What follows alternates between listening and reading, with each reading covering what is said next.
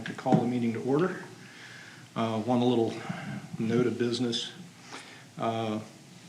Official recordings, videos, or transcriptions of HSV Property Owners Association committee meetings and/or board meetings will be done by authorized personnel only and can be viewed on the HSV Property Owner Association YouTube channel and explorethevillage.com. Any other video recording transcription of the Property Owners Association committee meetings and/or board meetings is not considered to the official record. Next item was minutes. Any commentary to the minutes? Yes, did everybody note Tom's corrections? And the only one, and the reason I didn't send out a new thing is I wasn't sure about, okay, do you want me to go through his suggested changes, or you? Just All real quick, softened? just real quick if you don't mind, Kath. Okay, under emergency reserve draft, or policy draft, rather than $2,541, we added 3 zeros to it, which I meant to put a K in there, but I did not. Okay. Let's see, under the paragraph, the second paragraph of that, it will read now, that currently reads, the need for review of the capital fund policy will read, the need to create a capital funds policy and review the investment policy.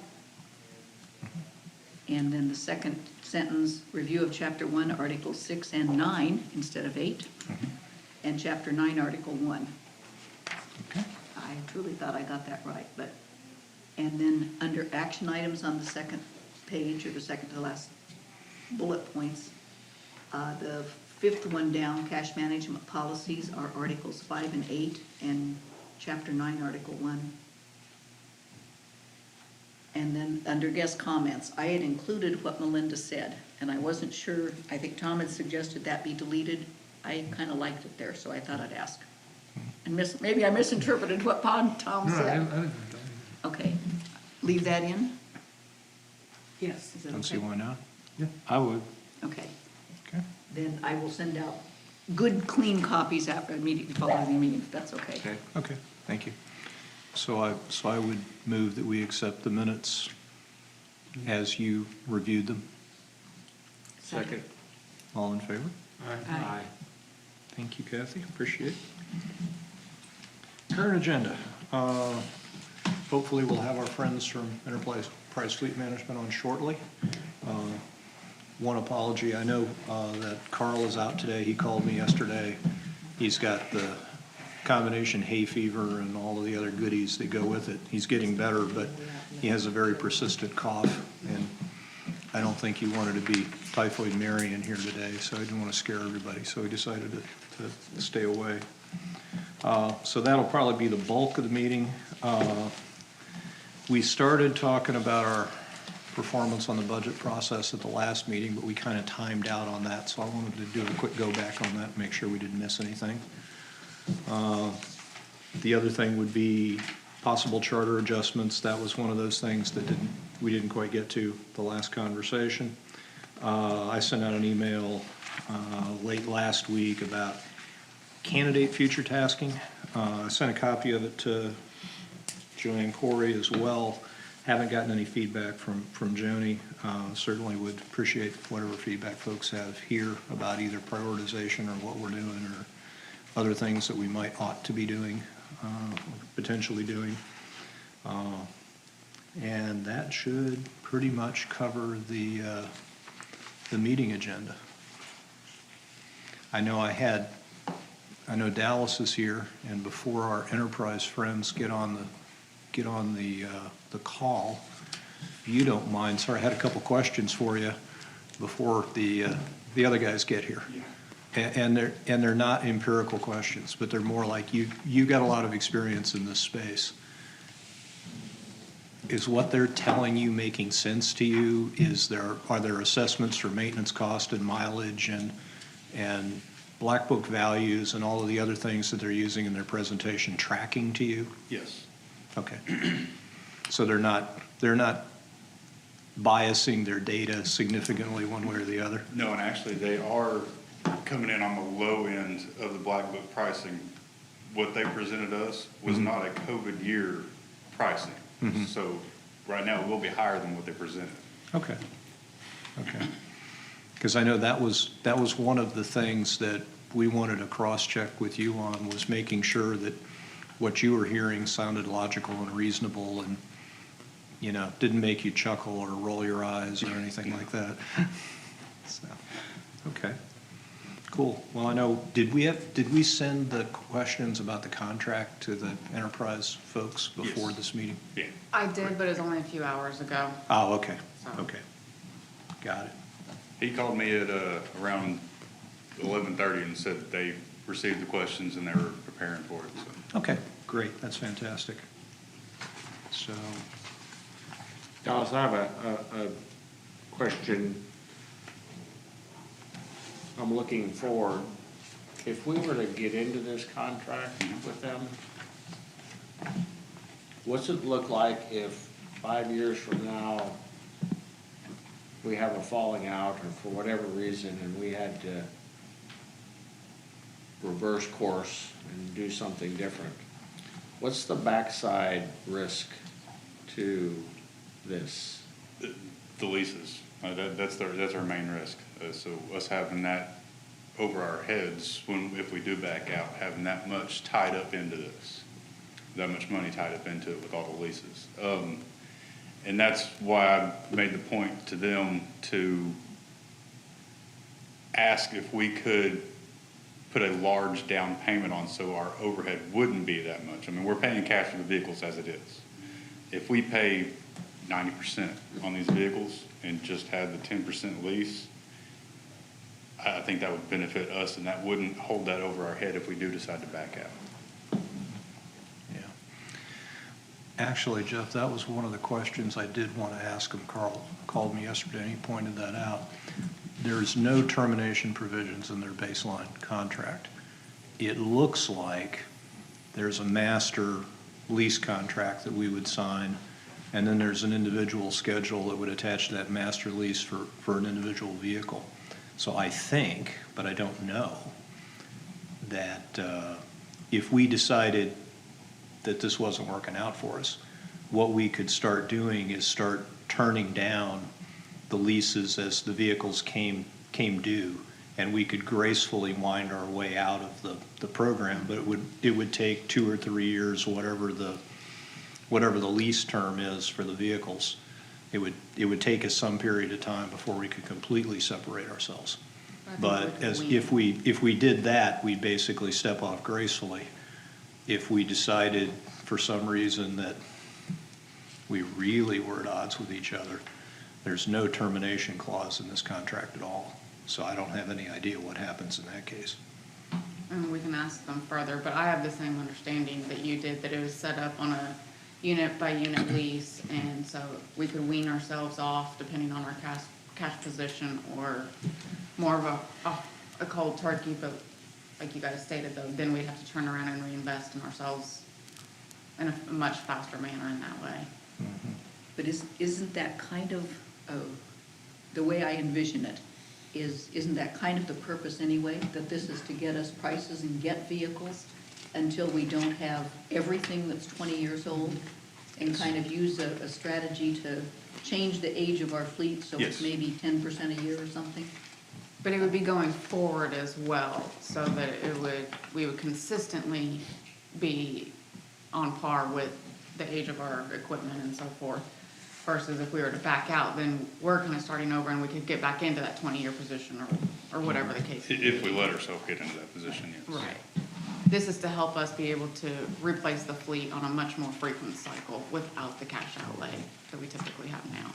But if we did elect to go to a cash outlay, do you have an idea? Might it be 7 years, 15 years before we could go back to maybe paying cash? I have not ran those numbers yet, no, I have not. I think that depends on how deep we get ourselves into it and how much we do put forward for upfront cost versus the back end and Yeah. stuff as well. Yeah, I'm kind of jumping ahead post hearing what they have to say, but I think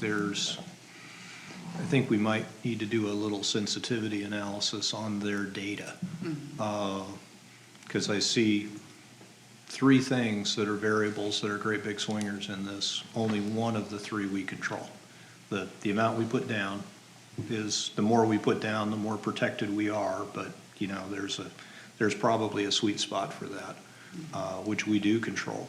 But the other two variables that are big that we don't control would be the black book value and the interest rate that they charge. You know, so it'd be The good black to, book value is a common denominator, whether we're selling them or they're selling them, right? Because we use black Correct. book value. Yes, but we have to have the outlet to sell it. I mean, if we hold an in-house auction, that, we're not getting black book value for Yeah. that. If we trade it into a dealership, we're not getting black book value for it. This is black book value to wholesalers. Okay. yeah. All right. And the other thing I wasn't sure about related to that is, we'll ask them when they get online, their black book values look really, really good right now, but, you know, of course, the market's kind of wonky right now. So I don't know if that's an unusually high data point, you know, if that's indicative of what their historical trend is when they sell vehicles. Well, and I think they'll cover that, and what they sent, there was an extra PowerPoint slide, and they pulled 2018's pre-COVID comparison with the black book value, and they said, you know, right now they're getting over 20% higher.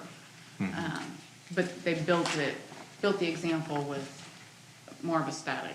Okay, well, that's good. They took a conservative position, so. But yeah, that one is one that I don't know, and then obviously the interest rates are low, so we're all benefiting from that, so. But it'd be good to know what their interest rates were 2-3 years back, just to see what Yeah. a more realistic number might look like. Karina, how much work is it gonna be? How many hours is it gonna take to get into this? I read their application, it's worse than a mortgage application. I haven't dug that far, I don't know yet, honestly.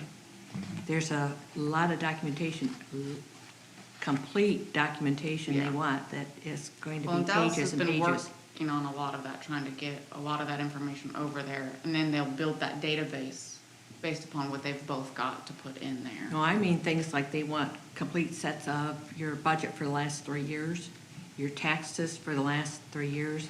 There's a huge amount of pieces of work, pieces of information that go into just plain filling out the application. Yeah. And I thought, this is worse than a mortgage. Not anymore. No, I just went through one, so. Yeah, it was, Well, are you guys ready for me to start this? sure. Yeah. Sorry, I had to hit start since I sent the invite. No, They've that's- probably been on for 5 minutes. No, so- that's okay, cool.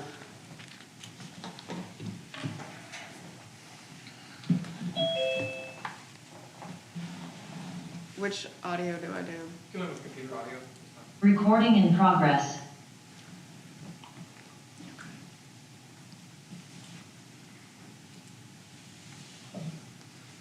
Good afternoon, everyone. Good afternoon. Roman should be hopping on here in just a minute. Everyone hear that okay? Yeah. Yeah. Can you hear us, sir? Do you want to Yeah, come we over here? can, the audio is really good, actually. Very good. Yeah, come on up, Dallas. Looks like we have a third person just joined, or a third connection just joined. Yeah, hey everyone, this is Roman. I've been the one working with Dallas along the whole way. All right, perfect. Well, I think, do we have everybody from all sides here? I know from the enterprise side, it's just Roman and I joining this morning. Yes, we are all here. Karina speaking, and Dallas is here, along with the Finance and Planning Committee. So I think we're set. Good afternoon, gentlemen. Really, first of all, really very much appreciate your time, and thank you for taking the time out of your schedule to talk to us. Go around the room real quick here, just so you can put voices to names. My name's Larry Seener. I'm the current chairman of Finance and Planning. Ford, can I start down there with you and have you introduce yourself? Sure, I'm Ford Williams. I'm a member of the committee. Becky DeYoung, member of the committee. Kathy Moeller, member of the committee. Gary Belair, the board representative to the committee. Tom Howe, Vice Chair. Jeff Lofgren, a member of the committee. And Dallas, y'all know me. Karina. I think we know Korea. So one other just bit of business before we turn it over to you gentlemen. Because this is a public meeting of the community, we are being recorded, so just FYI for you gentlemen, don't think that's going to have any impact on what you're going to tell us, but did want you in all fairness to know that this is being recorded. Understood. Thank you very much for having us. You're very Thanks. welcome. And I'll introduce myself. My name is Thomas Layton. I'm the area manager for Enterprise Fleet Management for Oklahoma and Arkansas. I've been with the company for about 12 years. Made that with our fleet management division. Roman, I'll let you introduce yourself. Cool. My name is Rowan Aldize. I've been with Enterprise for 4 years and Fleet for about 1. I'm originally from Bentonville, Arkansas. It's where I went to school at University of Arkansas, and just relocated out to Oklahoma City to work with the fleet management team, and really excited to talk to you guys today. Well, wonderful. Thank you, gentlemen. You tell us, where would you like to start? We thank you, by the way, for all the information you sent us.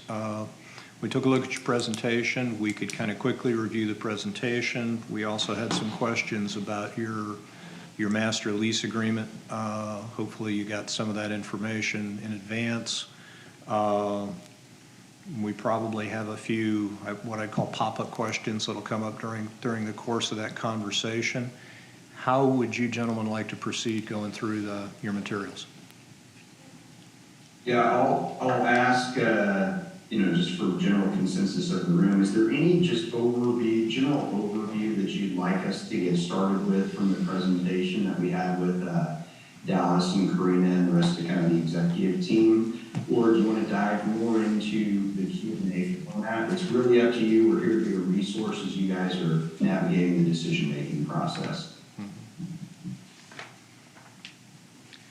Well, I'll let the other folks weigh in, but I think from my standpoint, pretty well understood your presentation. Had a few questions about your contract, but nothing really huge. Probably more from my standpoint, bits and pieces of a larger whole. But I'm one of several people sitting here at the table, so I don't know if anybody else has a different approach on this that they want to take. I think from the only other big general question is that based on your proposal here, knowing that in the current COVID environment and the current vehicle situation in the United States, are we looking at something that is going to drastically change from your perspective, or how do we read that bump in the market right now, and what does that look like on the backside of that, back when we return to quote normal?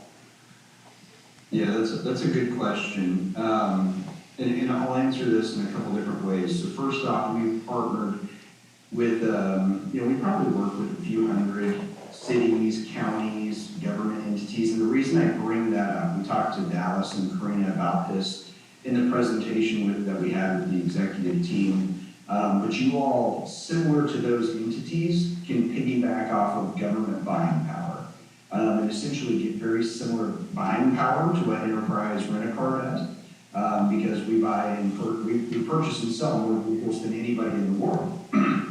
And so with that, we have tremendous buying power as well. So the acquisition side of things doesn't change much.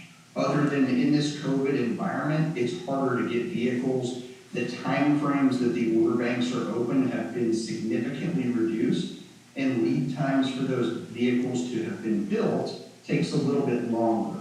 But as far as the pricing, almost everything is similar to what it has been in normal years on the front end. So we look at that as kind of the acquisition bucket, which is one of your buckets of cost. What's more significantly affected right now is the resale value of the current vehicles within your fleet. And the resale market as a whole, because of the constraints on the automotive industry, is significantly inflated right now. So when Roman and I put together the analysis for Hot Springs Village POA, we did that forecasting out a return to normal market conditions, not the inflated market that we have today. And there was some documentation that Roman had sent Dallas over that speaks to how inflated that market is today. So that's really when we talk about a return to normalcy, we're talking about a dip or a drop in the retail market. So we can dive certainly more into the specifics of that in later in the meeting if I should that we can. But does that answer your question? It does. Okay, perfect.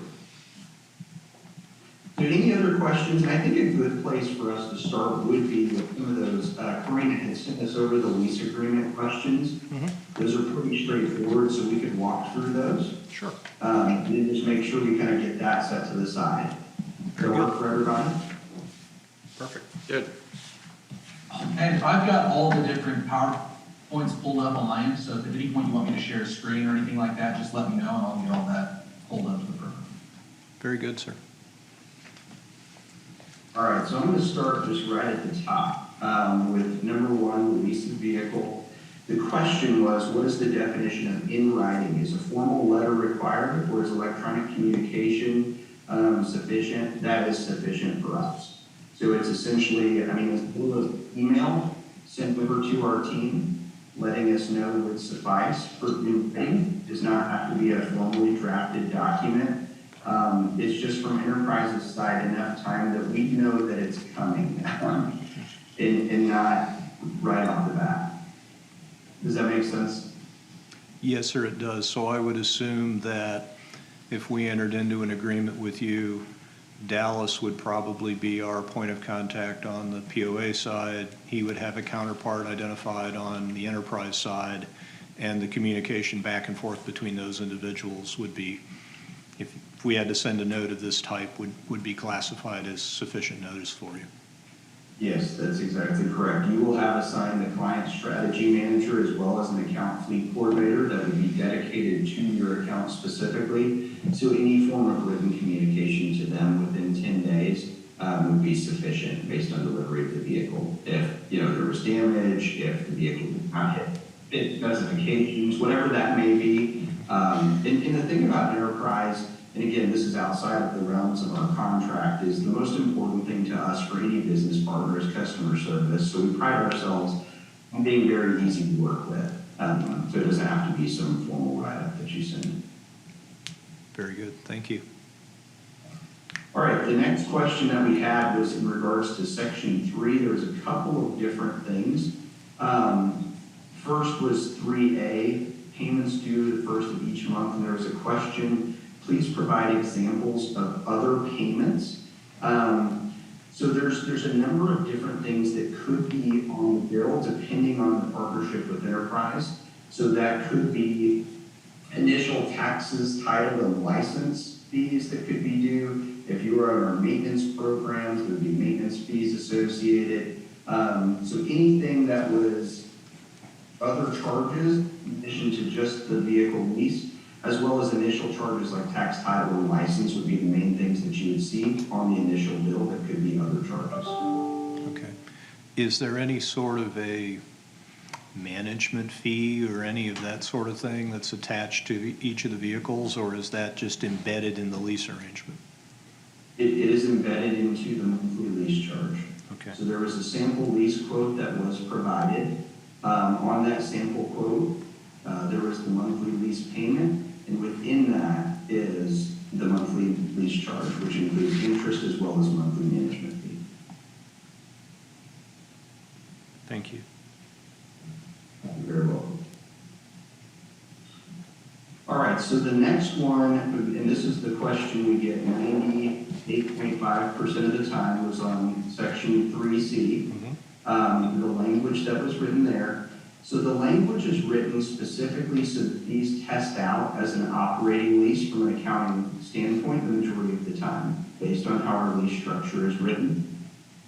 So the language puts very vague mileage and year parameters in that, but the whole point of that language is so that these test out as an operating lease. The language speaks to a 20% guarantee. Most of the time, that doesn't really fit the mileage criteria, and it's written so that these tests, according to FASB, if you are familiar with FASB regulations, as an operating lease. So for our clients, we do have some that prefer for these to be capitalized leases, We have an addendum that can be provided to Section 3C to change these over to capital leases. But that's the generic intent behind the language on Section 3C, is so that these can be accounted for as operating leases.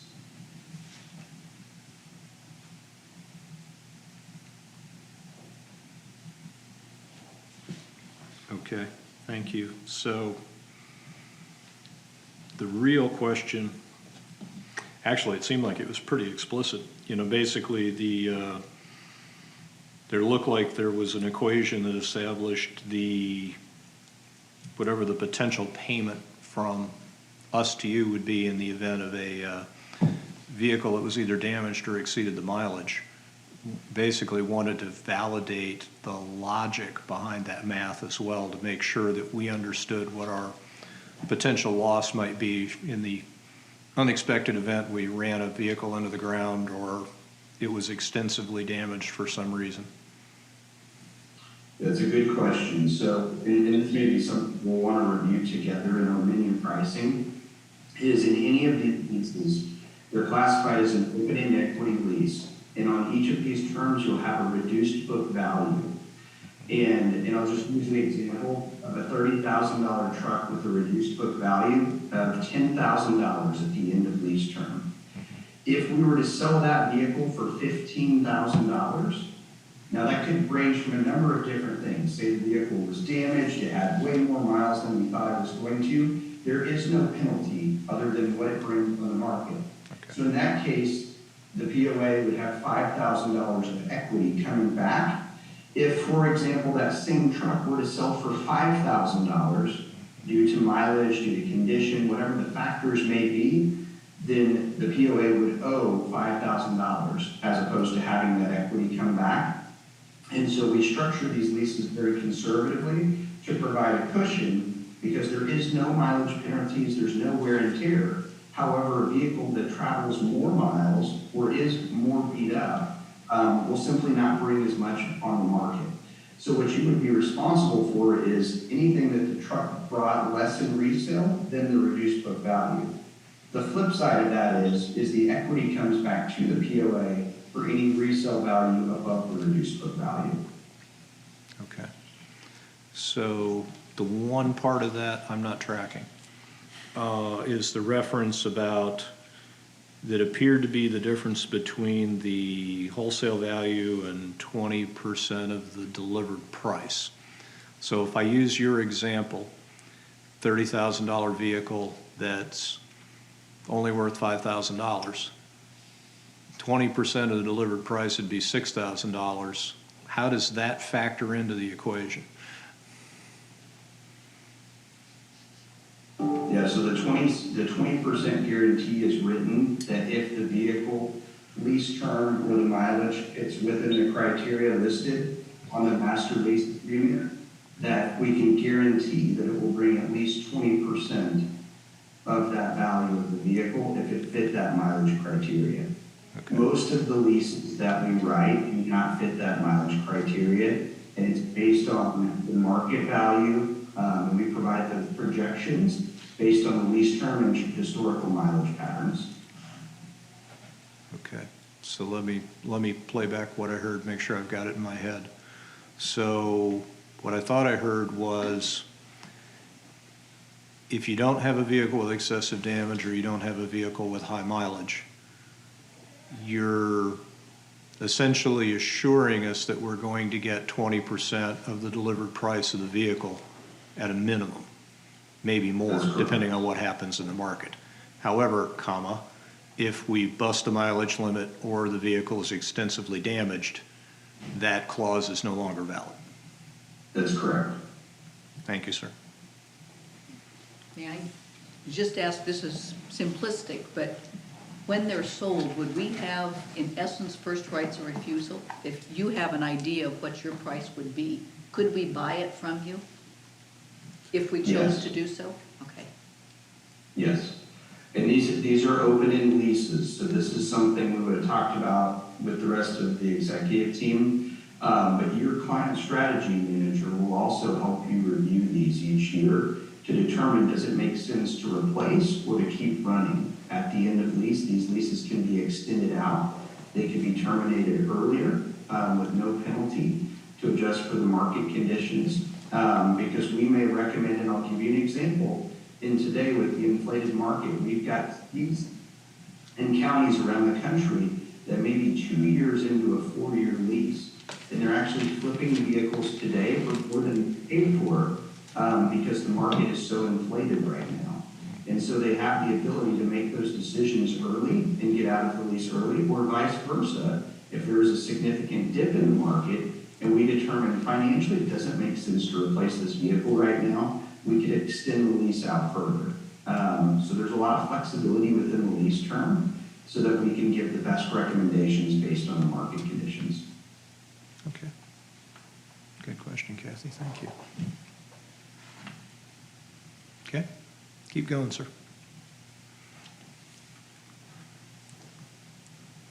Sorry, give me a second. We're toggling back and forth here. Okay. So the next question is, what is the default rate in Arkansas if different from 18%? So we will have to get you an answer back in writing. I did not have enough time to loop our finance manager into this conversation. And that was the first time I've gotten that question in 10 years. So I'll get you guys a written answer back to that, but I don't know off the top of my head. It's all right. Okay. I don't know, but I'll find out. It's a perfectly acceptable answer. Okay, here. So the next question was on section 4. What is the definition of hazardous substances with respect to this agreement? So that would be anything that the DOT requires, one of the warning placards on the side of the vehicle. Typically, that's only seen with some pretty intense chemicals. We've got companies that transport chemicals for the oil and gas industry. That's typically where we'll run into this. But it's anything that would require a DOT placard on the side of the vehicle. And we can add that language into the contract. We do get that request at times to add specific language to that. Okay. It would probably be a good idea just for safety's sake, but question for you, Dallas. Do we have any of that kind of risk here? Because I know we work in the water plant and the sewer plant, and I know there's a lot of chemicals that get used there, but I don't know if They don't anything's get going to be black. transported though, so no. Okay. Okay. Thank you, sir. Thank both you gentlemen. Yeah, you're welcome. Any other questions there? Not I. Nope. Okay, so the next one was in regards to maintenance of and improvements to vehicles. So it says if the POA alters a vehicle, example, storage boxes, trailer hitch, then can remove those items from the vehicle prior to returning the vehicle if there is no event of default. It appears that prior written consent of the lessor is required to make any alterations or additions if they detract from the economic value or functional utility. Please provide examples of alterations for which prior written consent to make alterations is and is not required. So examples of things that would not be required at all is decals on a truck, toolboxes, standard aftermarket configurations. Examples of things that would need written consent would be if there's any alteration to the chassis of a vehicle. Sometimes there's, I'm trying to think of the right word. There's actual alterations that have to be made to the body or the frame of the vehicle. If that was the case, it would need notification, and it would have to be done through an NHTSA, which is the National Highway Traffic and Safety Administration, approved shop to have that done. For liability reasons, both for enterprise, and we would recommend the same for the POA if something like that had to be done. Most of the aftermarket equipment that we do for our clients does not require any written authorization or approval. It's strictly if there's modifications that could be made to the frame of the vehicle that would decrease the value, or if there was holes that needed to be drilled in. Okay. So, for example, if we decided to put a Joe box in the back of a truck, I don't have any idea whether or not there would be a drilling requirement for that or if there'd be a mount for it. But would that be something that we'd have to get permission for since we're drilling a hole, or would that be something that you classify as normal? That would be classified as normal. What we would recommend is that you get our team involved. We have medium-duty truck experts that can make sure that you've got the right type of truck for the right type of equipment. So that's something we would just encourage Dallas to connect with our team and just leverage our expertise as having kind of a second opinion, set of eyes on any modifications to the trucks. Okay. Cool. Thank you. All right. So next is on insurance, section 11B. It appears that insurance may be obtained from the lessor versus the POA needed to insure these vehicles. While the cost comparison needs to be performed, it would be unlikely that lessor provided insurance would be lower cost. Please provide examples of charges, physical damage, and any associated conditions. So I don't know if this is answering the question properly, but for us, for insurance, we've got clients that do insure it through us, clients that insure it exactly how they have it today. We even have some clients that are self-insured. So is there a specific question that you would like to get answered around this category? Well, I think the bottom line question would be, historically, obviously, we've insured our own vehicles, and our insurance carrier would give us a price. It would be good to understand what Enterprise's pricing would be for equivalent insurance coverage, just to see which is the better deal. Yeah, so we can quote that out at any time. We have a risk management application that we would ask be completed. We look at the loss runs, and then quotes are provided accordingly. I'll tell you, our programs are really, really good for anybody that has historically been self-insured or have very high deductible amounts, because Enterprise, as I mentioned, has the largest fleet of vehicles in North America, and as such, we during this call will probably wreck 15 to 20 vehicles through the time that we're on this call. And so we've got tremendous rates at shops. So that's something we could certainly get quoted out, but we don't provide that just as a blanket quote. It would be specific for Hot Springs Village POA. Specific to our loss history, I'm sure, the details of that sort. Okay, thank you. Yeah, lost history, preferred deductible amounts would be the primary drivers of what that rate would look like. And can you confirm for me that Enterprise does require a minimum set levels of insurance on the vehicles? Is that correct? So it is in our standard master lease agreement language, but we can change that based on financial history and what your current policy is. So if that's something you could send over to us, what your current policy is, and coverage on these vehicles, and we can have the master lease agreement, maybe have an addendum made to fit that. But looking at the financials for the POA, I don't think we have any concerns. Very good. Thank you. You have anything else, Jeff? Nope. Cool. Okay, let me toggle back over. So the next question is, who is the Crawford Group Inc. and what is their relationship to Enterprise Fleet Management? So Enterprise is privately owned by the Taylor family out of St. Louis. The Crawford Group is the holding company that owns Enterprise Fleet Management, as well as Enterprise Holdings and any other companies that are owned by the Taylor family. Thank you. I suspected that was going to be the answer, but I had to ask the question. Yeah, no problem. So I think that was the written questions from the MLA section. Was there any other generic questions that popped up as anyone was reading through? I had one, and we were talking about it right before we went online.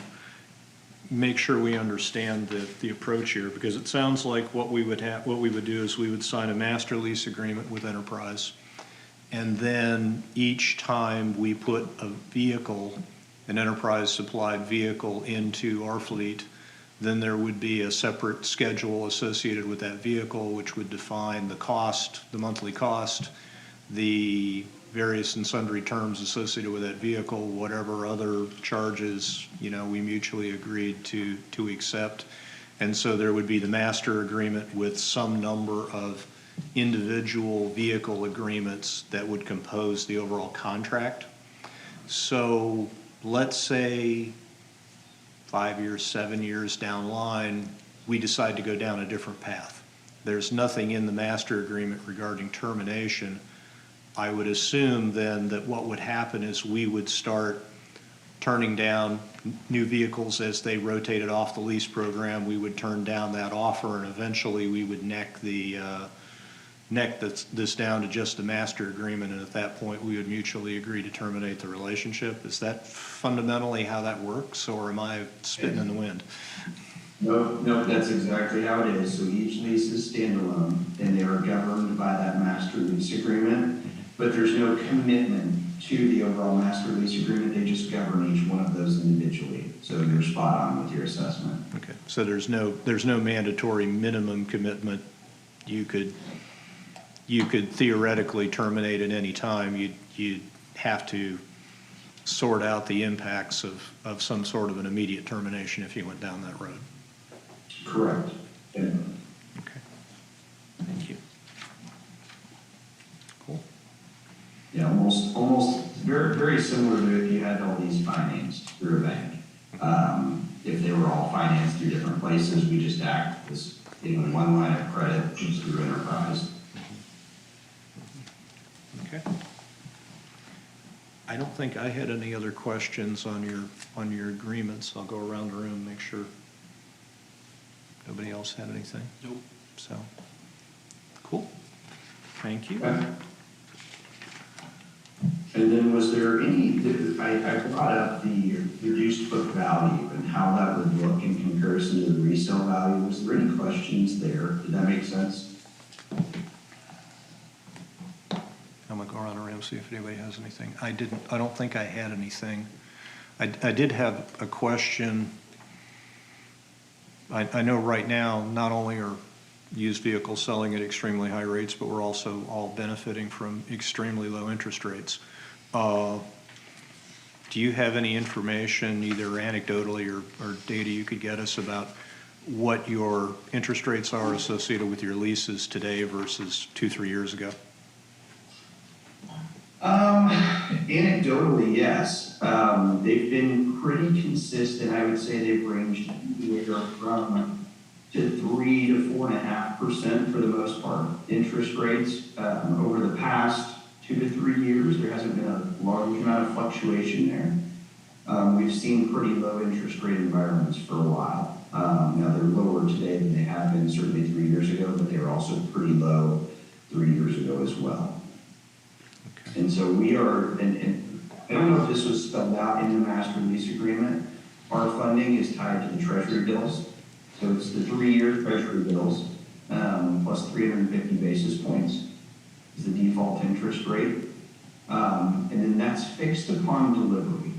So when the vehicle's delivered, that interest rate is locked in throughout the entire term. Okay. No, it wasn't, so thank you. You're welcome.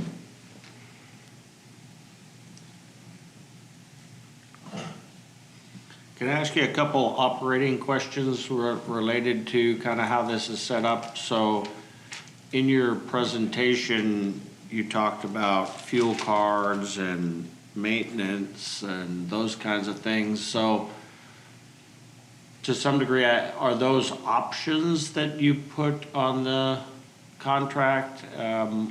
And you either accept them or don't accept them. For example, we typically have our own fuel, so having a fuel card doesn't necessarily get us anything, type of thing. Is that kind of how that plays out? So each one of those areas is an option for us to consider? That's correct, yeah. Any of those options are available to any entity that is acquiring and leasing vehicles through Enterprise. So those are, if they're operationally or financially beneficial to the POA, then we could add those on as well to help. If they are not, then we simply wouldn't.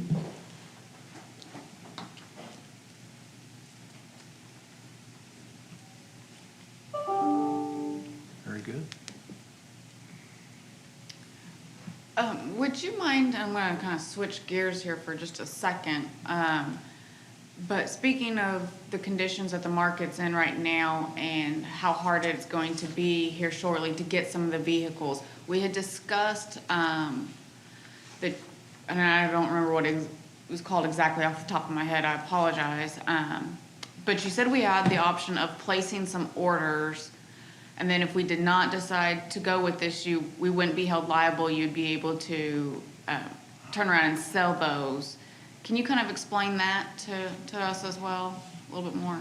Yeah, so, and I want to be careful, make sure I explain this properly. So in a normal environment, which today is anything but, we would tell you whenever you're signing up and ordering a vehicle that like you need to be committed to this thing.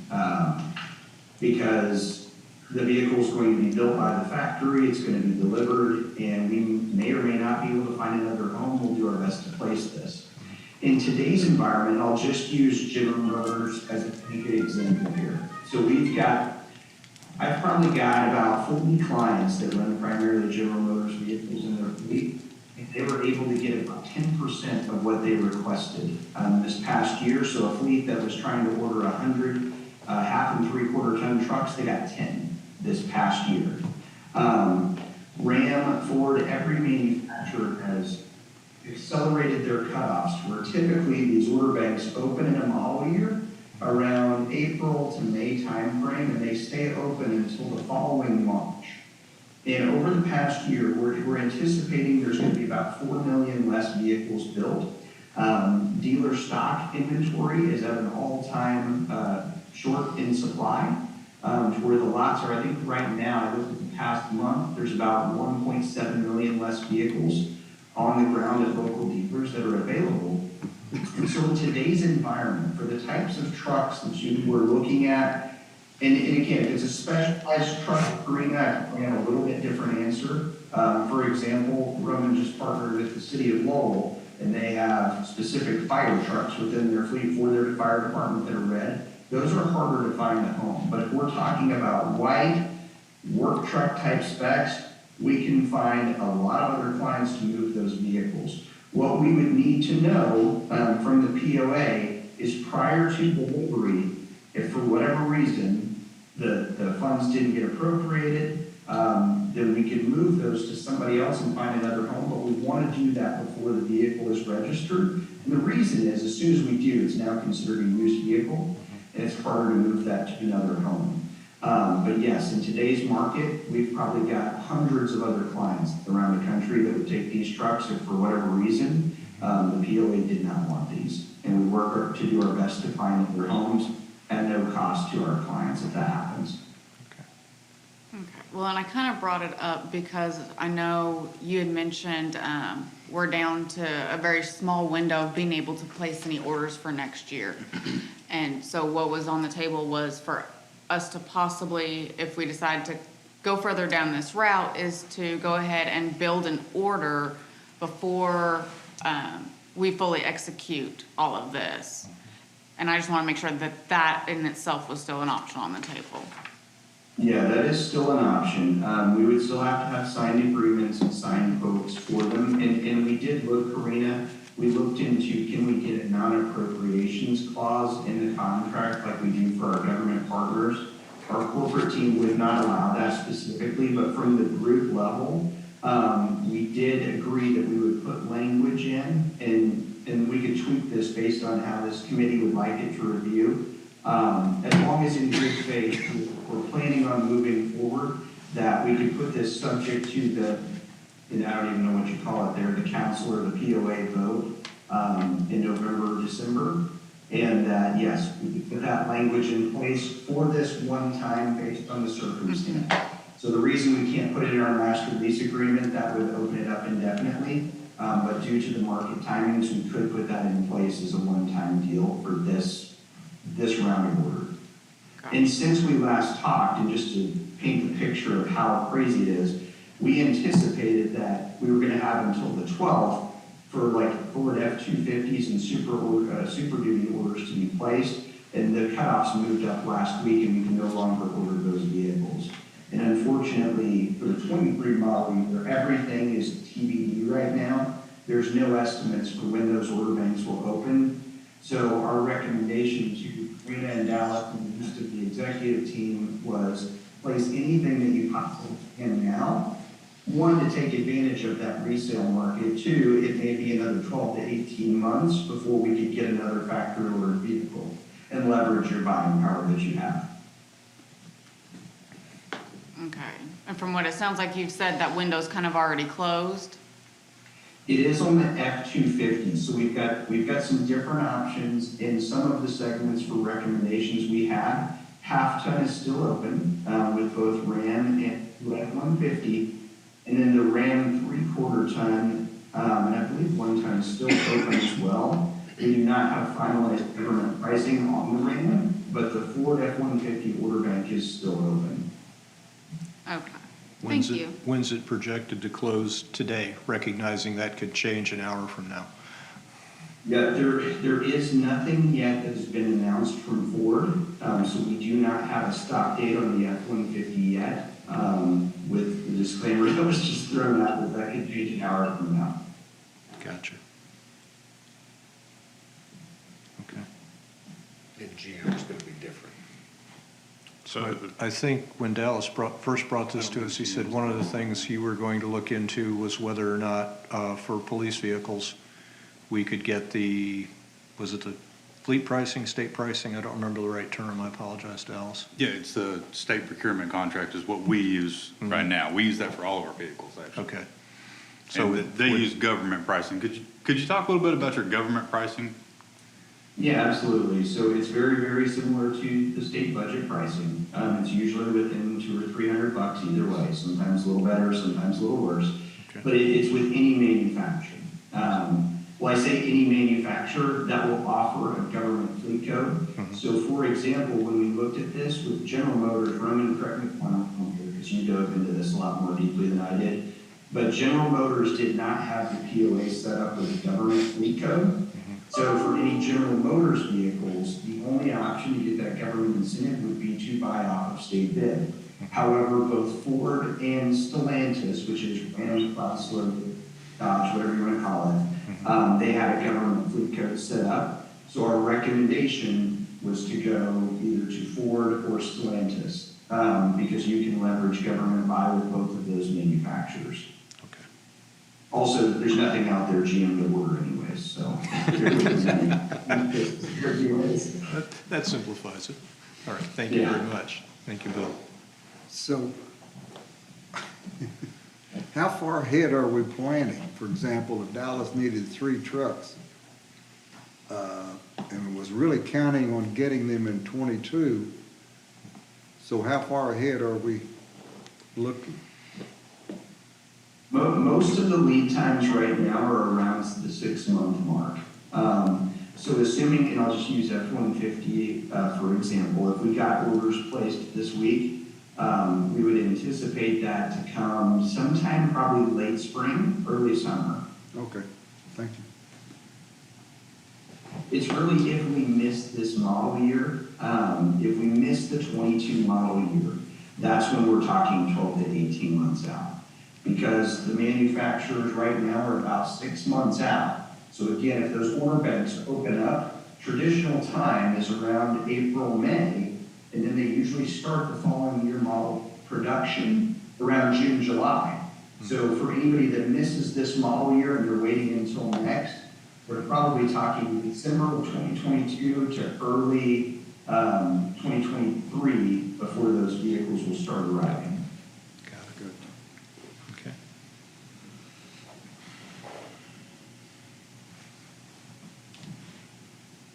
Looking around the room. Anybody?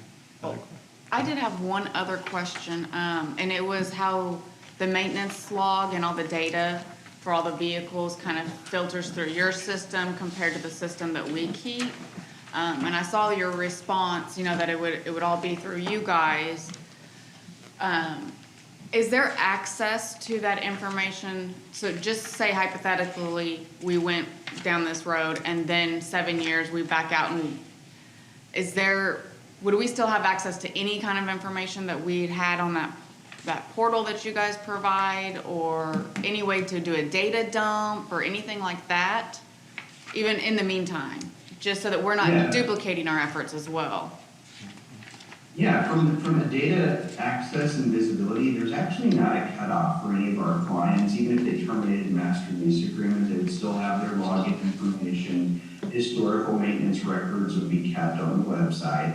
But because selfishly, our goal would be to win you back if you ever decided not to partner with us again. So we would want to keep that maintenance data house, to go back after your business again. But yes, that can all be downloaded from the website, dumped into Excel, CSV format, however you like it. And then I think your question, Karina, if I remember correctly, was like our technology, does it integrate with whatever software you have today? So most of our, like we work with a lot of cities and counties that have internal shops. And what they do is they may still use some of their technology reporting, and then they would also use auto integrate to build that work out to enterprise. So that's something we can dive into more in detail. And we kind of strategically wanted to get this piece done because we knew the time frame was pressing on placing vehicle orders for this model year. But we could certainly set up a call with like Dallas and our National Service Department to review what you guys have in place and find out what the best relationship would be there from a maintenance perspective. We just kind of intentionally kept that to the side for now, knowing this was pressing. No, and I totally understand that. I just was also trying to kind of think of, will there be any double work on our part as far as keeping up with the maintenance in order to stay in line with what the agreement is, so. Sure, and not to stay in line with the agreement, that would be kind of to the question that was asked earlier, that would be if you chose to go with one of our maintenance programs, then we could dive in deeper to what that looks like, but it's not mandatory. Gotcha. But I think, should we engage in this arrangement and then in the future back out? Sounds like we'd had access to the data, we'd have the ability to download the data. Now, That's if we were. assuming though we're using their maintenance. Agreed. Well, I think even if we're not using their maintenance, I think they still have, I think the maintenance data still goes into their database, but correct me if I'm wrong. If it was being submitted via Auto Integrate, which is a program that we use with all maintenance vendors around the country. Okay. Well, I guess that's kind of where I was getting, if we're doing the work on it in-house, and we log everything in our e-maintenance system, would you be logging it into your database versus in ours, and so that it would still be tracked? If we're doing oil changes and tires and all that kind of stuff in-house, or whatever else may need to be done. Doing Okay. it twice the isn't Okay. it's not a huge deal. So it probably simple- depends on whether or not the system we're using internally is tied into this Auto Integrate master cloud in the sky or whatever it is for data compatibility. Well, the challenge you get into is data porting, moving data from one database to another and making sure the data comes across clean. And we'd have that problem if we went into this and then we broke off the historical data on these vehicles. If we wanted to keep it, we'd have a task of trying to drive it back into our database. Right. Yes. But if we go ahead and do it on the front end, if ours don't integrate together, go ahead and do it on the front end.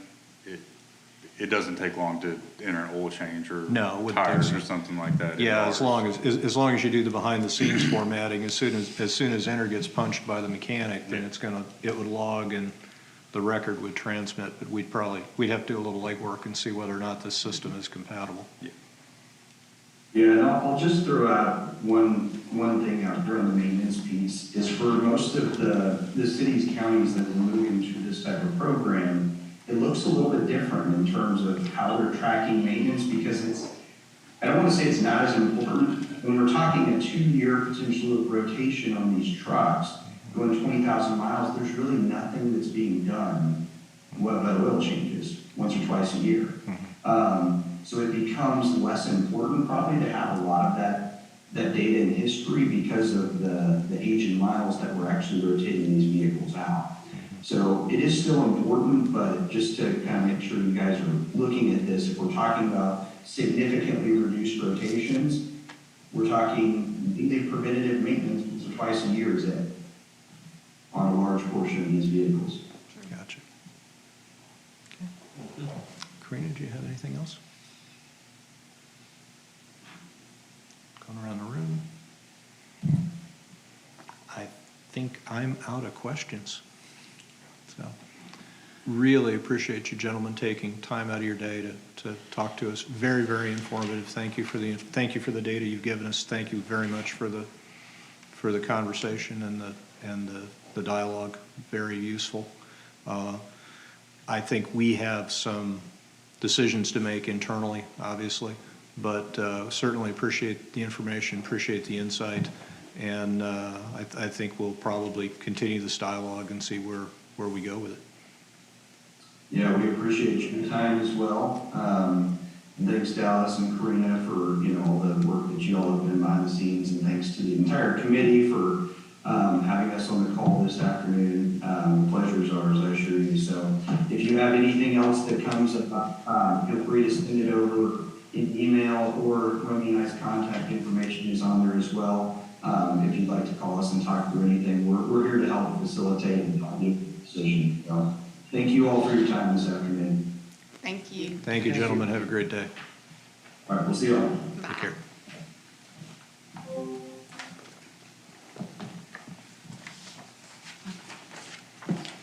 So, the musical question is, are we missing any data to be able to go do some of this analysis, or the only piece of data that I'm not aware of that we don't have, and we may already have it, and I'm just not aware of it, is any potential insurance impacts from coverages and all of that sort of thing. Yeah, and I haven't had a chance to do that yet. And honestly, I don't know how exact they'll be able to give us that information. I'm sure they can just give us a ballpark. It'd pretty much be taking our current list of what we have that has full coverage right now, multiplying it by the number of units that we would end up having with full coverage, because that's our dilemma, is everything over 5 years is only liability at this point. So. Yeah. Well, we could probably go get a pretty good idea of that just by looking at what our insurance bills Yeah. are for the various vehicles. Yeah, I just hadn't had the chance yet. Yeah. So, Did I miss something, or he kept talking about a 2-year lease? Are all of these just 2-year leases? We can build the lease any way we choose, but the longer the lease is out, the less we'll get on value. But we can build it any way we want to. He's saying the best value we're gonna get for it is at a 2 to 3 year mark. Okay. And they do the mapping, so they know that, basically a vehicle starts out way expensive, right? And it immediately starts depreciating the second you drive it off the lot. Right. Right? And there's a point where there's a sweet spot where, hey, if you're getting rid of stuff, you better get rid of it before this point, because after that, the exponential drop off of the price of the remaining vehicle is not worth it. So they've done, and that's why he was saying, work with their manager, because not every vehicle is different, right? So sometimes an F-150 goes well, and then there's a cliff out there. And I believe that was in the first slide that he sent us, and that's not even accurate for us because we get a significant break in pricing on that, even with the government incentives, so. yeah. I think that was based on an MSRP value. It was, but it's the same basic concept. You start out high, you go down quick, and then at some point, if you don't get rid of it, you're basically not making. You might as well keep it till it dies. Yeah, pretty exactly. much. At Yeah, that that- point. But even then, Yeah, there's 2 to another 3 year page point. that followed that says, here's your monthly cost if you keep it for 24 months, here's your monthly cost if you keep it for 120 months or whatever. Yeah. It was substantially Right, different. your when maintenance you- starts going up. When you get into, hey, 100,000 mile checks and stuff, hey, you're gonna pay a lot of money for those things, right? So get rid of the vehicle before you have to pay that maintenance cost. I like to know that for my own personal use. Yeah. This I kind come of is from a two-sided deal. I mean, one is to be able to get you into the new vehicles at a much faster rate because they're operating and everything as the lease deal. But the other side of it is working with them, and because they're gonna make money from their avenues as well. And that was one of the things that they said, you can meet with your special person as much or as little as you want, as long as it has to at least be twice a year. And they will be hands-on or hands-off as much as we want. So trying to kind of maneuver those waters, I think that's part of what their proposal is, your management fee is to cover this expertise in this field, you know, that's living it day in and day out. So we'd hopefully be able to utilize that if we go with this. Well, and truth be told, they live in these waters and we don't. It's a Yeah. little bit like when you sign up with your broker and you put your accounts in a managed account, you're basically, you pay a flat fee to the broker and you get as much or as little of their service as you demand of them. You've got a utility bed on some trucks. Yes. Have you gotten a sense, dealing with these folks, that you could order either cabin Yes. chassis or the entire unit? Yeah, we've talked about that, and we can order cabin chassis, and they will send it out and get the aftermarket bed, lights, anything that we want on it that's aftermarket, and that'll be built into the lease. So nothing like that would increase your time required for this program? No, I've already sent them a list of all of our vehicles with all of those, Unique aftermarket features. features on it, yes. Are you asking if it would take longer to get it in Yeah. because they're Oh. sending it? To get, to switch over to them, are you going to have a lot of upfront labor or time involved that you would, okay. No. Probably be less labor in the long run, especially believe if so. they Well, we can would provide hope, you the yeah. equipment. You know, if you wanted an aftermarket add-on and they could provide the aftermarket add-on at delivery, chances are they can get it a whole lot cheaper than we can, and it would come installed, so your guys don't have to spend time doing the installation after we get the vehicle. Yeah, I mean, we get it at Arkansas State procurement prices as well on that too. I mean, there's, on that Arkansas State procurement, there is plumbing, electrical, there's all kinds of different things that we can utilize with that. And there is a dealer out there that does offer, you know, or those incentives for us. Okay, cool. So what's your sense on this? Is this feeling like a good deal to you, or is this break-even deal, or what are your thoughts? Right now, I believe it's a good deal for us, just for us to acquire the vehicles in the times we live in. In the next couple of years, when things start leveling back out and things go back to normal, it might be a break-even deal when we get to that point. But as of right now, in the world we live in, I really think it would be in our best interest to go with this. Especially if we're looking at 2 to 3 year leases. There's no minimum multi-year commitment or anything like that here, which is actually nice. You know, we have the ability to step as deep into this or step out of it after a period of time if it's to our advantage to do so. And that's one thing that we did ask them about was, even though they position you to lease all of these, we can buy some of these outright from them. And so we can stay in a position where we're still holding capital and a liability versus just an operating expense. So we can try to kind of work ourselves in the area that we think we're gonna need to go, if that makes sense. Got it. And keep it Understood. balanced a little bit. Nope, I got you. I know he mentioned something in the terms, and I'm trying to find it, about being able to alter the lease terms to be a capitalized lease if we wanted it to be that way. Do we have any particular preference one way or the other regarding how we want to approach that? Well, you've got two different angles. One is your operating lease, which is how they've structured most things in the past. A lot of things we still need to transition over here that actually would qualify. They meet the FASB with ASC 842 testing. I'm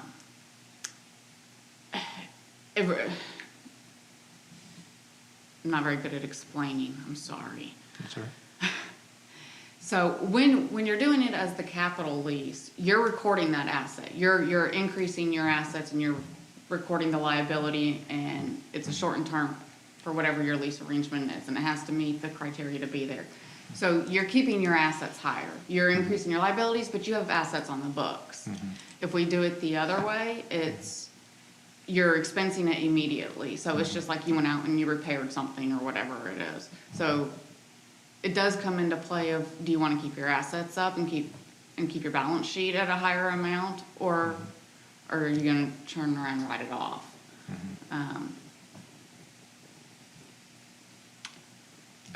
And And I But don't, from a vehicle perspective, as a capital asset, because of the depreciation value of vehicles, does it really make sense to, unless you had specialized vehicles, right?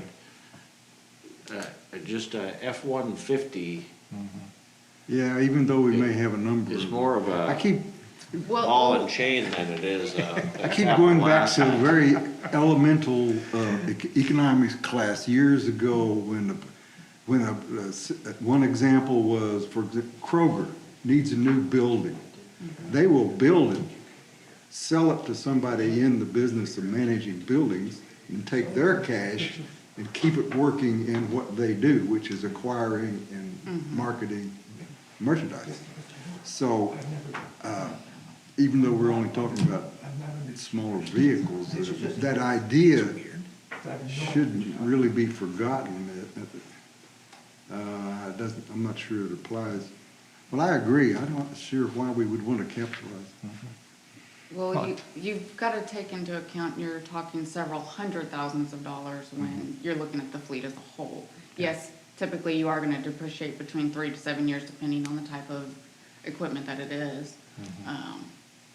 So you're going to come back to zero. So it really does come down to which piece is more important, keeping your assets a little higher or going ahead and writing it off because you're already in a good position. yeah. I can see some advantage to capital when you have a highly specialized piece of equipment for your maintenance program. But just plain a pickup truck that you're running around, that's a different I thing. mean, our most specialized truck or vehicle that we have is one with a utility bed and a Tommy lift gate. I mean, there's not much to them. Well, and this doesn't apply to all of our heavy equipment in our fire trucks It's and only all that kind of stuff. 1 ton vehicles and Yeah. under, so. So do you have a feel, Karina, is this gonna do good things, bad things, roughly equivalent things to our cash flow? Do we know, do you have a gut feel for what that looks like just yet? Well, we haven't been in a position where we can replace these vehicles as we need to. That's why we're running 20 and 30-year-old vehicles. I think if we go with this option and structure it this way, it will allow us to update. I mean, their proposal is 36 vehicles just this next year to get us out of the 10-year and older window. So I think it's very beneficial there. It would be the mechanism for us to be able to do that. Because otherwise, we don't have the funds to go out and purchase all of these outright. And correct me if I'm wrong, I don't think the budget allocation that was already in the 22 budget for fleet vehicles, would we need any additional budget to be able to do that? Or do we have almost or close to sufficient budget to be able to execute a plan like this going forward? Depends on what you want to put down on, Okay. honestly. I think it would be manageable to work it with the way it is now to get everything, plus without having to ask for more. But as he said, it kind of depends on how we want to structure it. Sure, and that'd be one of those things we'd have to look at is what percentage to put down. I mean, if you're getting it at fleet pricing and you're able to flip it 2 years later at And still make money. 20% below fleet pricing or something like that, you don't have to put a heck of a lot down into it to be able to keep yourself backstopped. So, Anything that would help us keep the money flowing into keeping the roads passable and the culverts not flooding and the other things that's required to keep the village top notch. Well, I think we would still need to put as much money aside or close to it. I mean, maybe not going, a year or two down the road. But I wouldn't just automatically shove it all off somewhere else. Because you're still gonna have the cost for these leases. You're still gonna have the tires and other things that are gonna come out on top of this. So I wouldn't say deplete it, but you shouldn't have to grow it. yeah. And it should let you help. I would think the long-term prognosis for cash flow would be a lot smoother, at least for this class of vehicles, because you'd have a very good idea of what your history was. Your growth rates would be a little more constrained. You're not subject as much to the vagaries of the market. you'd probably have a lot less year-to-year fluctuation in the fleet budget, at least for this class of vehicles. Now, the big ticket items, you know, your specialty earth-moving equipment and things like that we periodically have to replace are still gonna hit the budget. Yes. Yeah. But, Well, and that's why I'm saying, don't take everything away, because you will still need it for some areas. oh, yeah. But it should, Absolutely. Most of our fire trucks are still 20 years old. Most of our dump trucks are still 20 years old. Most of our backhoes are 20 years old. I mean, Yeah. it's, By the there's way- still gonna have to be money there. Down the highways, I see trucks owned by, who's the race driver that started the truck? Penske? Penske. Companies are leasing the bigger trucks. Is anybody doing that for a dump truck, or Yes, does it make sense? if we can find them. Oh, I can't find, oh, I cannot find a single sanitation truck or dump truck right now anywhere to even rent. I mean, they're slim pickings. Crazy times, crazy times. Yes. So, well, regardless of how this comes out, and I actually have a pretty good feeling about this right now, but regardless of how this comes out, Dallas, kudos to you for bringing it to us. You know, I mean, this is a great example of taking a different way of looking at the problem and trying to leverage a solution. And even if we get into this and we decide we don't want to pursue this path, that doesn't preclude the fact that we need to keep thinking this way and try to come up with creative ways to solve problems. I did reach out to a few cities and I was gonna ask you and that. companies, and I have not got back with any of them yet. Okay. They left them voicemails, but they haven't got back with me yet on it, so I'm. The thing that would be really good to know would be how do they feel about Enterprise 3, 4, 5 years down the line into the agreement? Because I've been through a lot of these kind of outsourcing Past the arrangements. honeymoon period, Yep. what's it like? Yep, exactly. First year or two, everything is sweetness and light, and then about year 3, year 4, and a 5-year deal, everybody's starting to not like each other, and you're ready for the divorce by the time your contract is up. So it'd be good to know whether their service and support stays consistent during the period, and if it does, you know, it's looking like a pretty good opportunity. I mean, I think we gotta run some numbers and see what the bottom line is on it, but. There are a few other companies out there that do dabble in this, but they don't go to this extent on it. And they're not big enough. Yeah. Yeah, it's kind of hard to beat a 1 million vehicle installed base. Yeah. Okay, cool. Well, sir, thank you very much for the Thank day you all. and your time.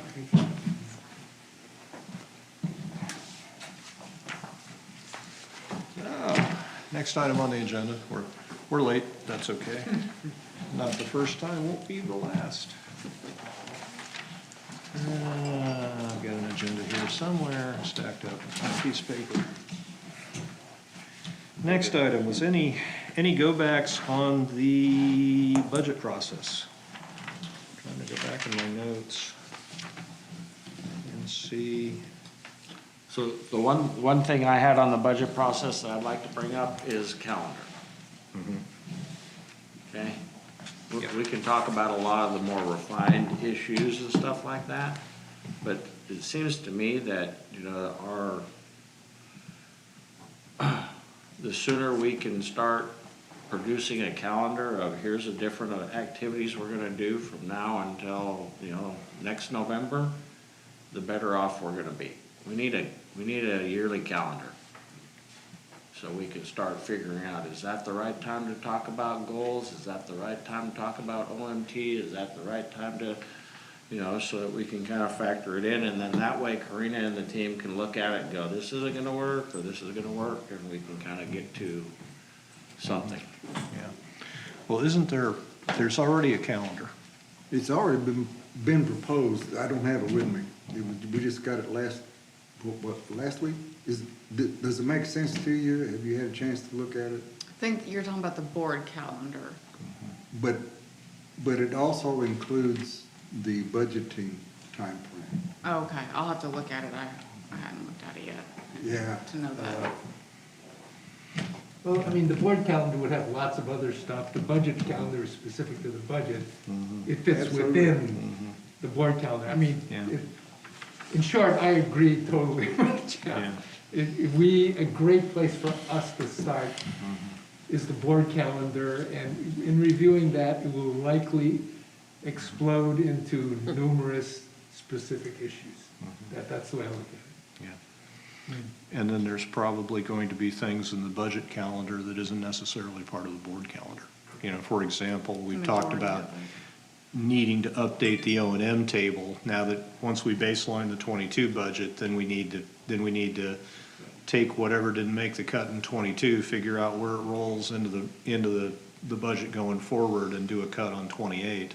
And we need to figure out where in time that's gonna occur Yeah, within all the those budgeting items cycle. are not in the board calendar. Yeah, that stuff wouldn't be in the board calendar, but it would be in our budgeting calendar, Yeah. planning and budgeting calendars, so. And I think this is one of those places where we kind of talk in terms of strategic planning, but that's one of those places where the integration of the board calendar and the budget calendar are really, really critical. If we tie everything together the right way, or if we know when the board wants to talk about certain things, then we can work backwards from there and figure out when we need to be talking about things so that we're ready for that conversation. No, and there's a lot of updating that needs to be done to it too. Like I told you guys last time, kind of took what has been out there for the last several years and tweaked it a little bit, but with the introduction of the 7-year O&M and everything else, it does need a large update. And so I know I'd sent out the PDF version of it a while back.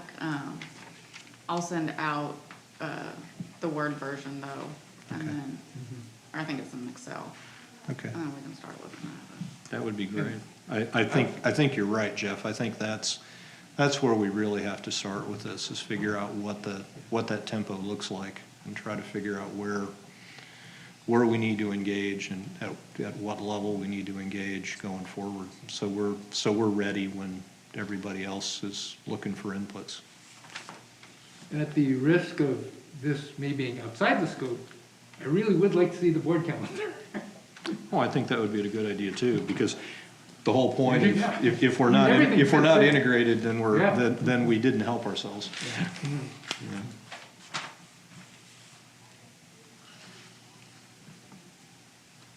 So it sounded like the ask was for Karina to send us a copy of the budget calendar as it currently exists. And maybe Gary to share with us a copy of the board calendar. Is that fair, Gary? Yeah, right now it's proposed, but yes. Karina, what are we looking at, a week, a month? How Oh, long boy. to do this? To pull together a budget calendar that you can share with us? No, it's already out there. I'll just forward it. Okay. I mean, you're talking about Yeah, this year. the simple one from Yeah. this year, and then we need to identify. No, I mean for next year. The modifications that we'll Normally, build it together.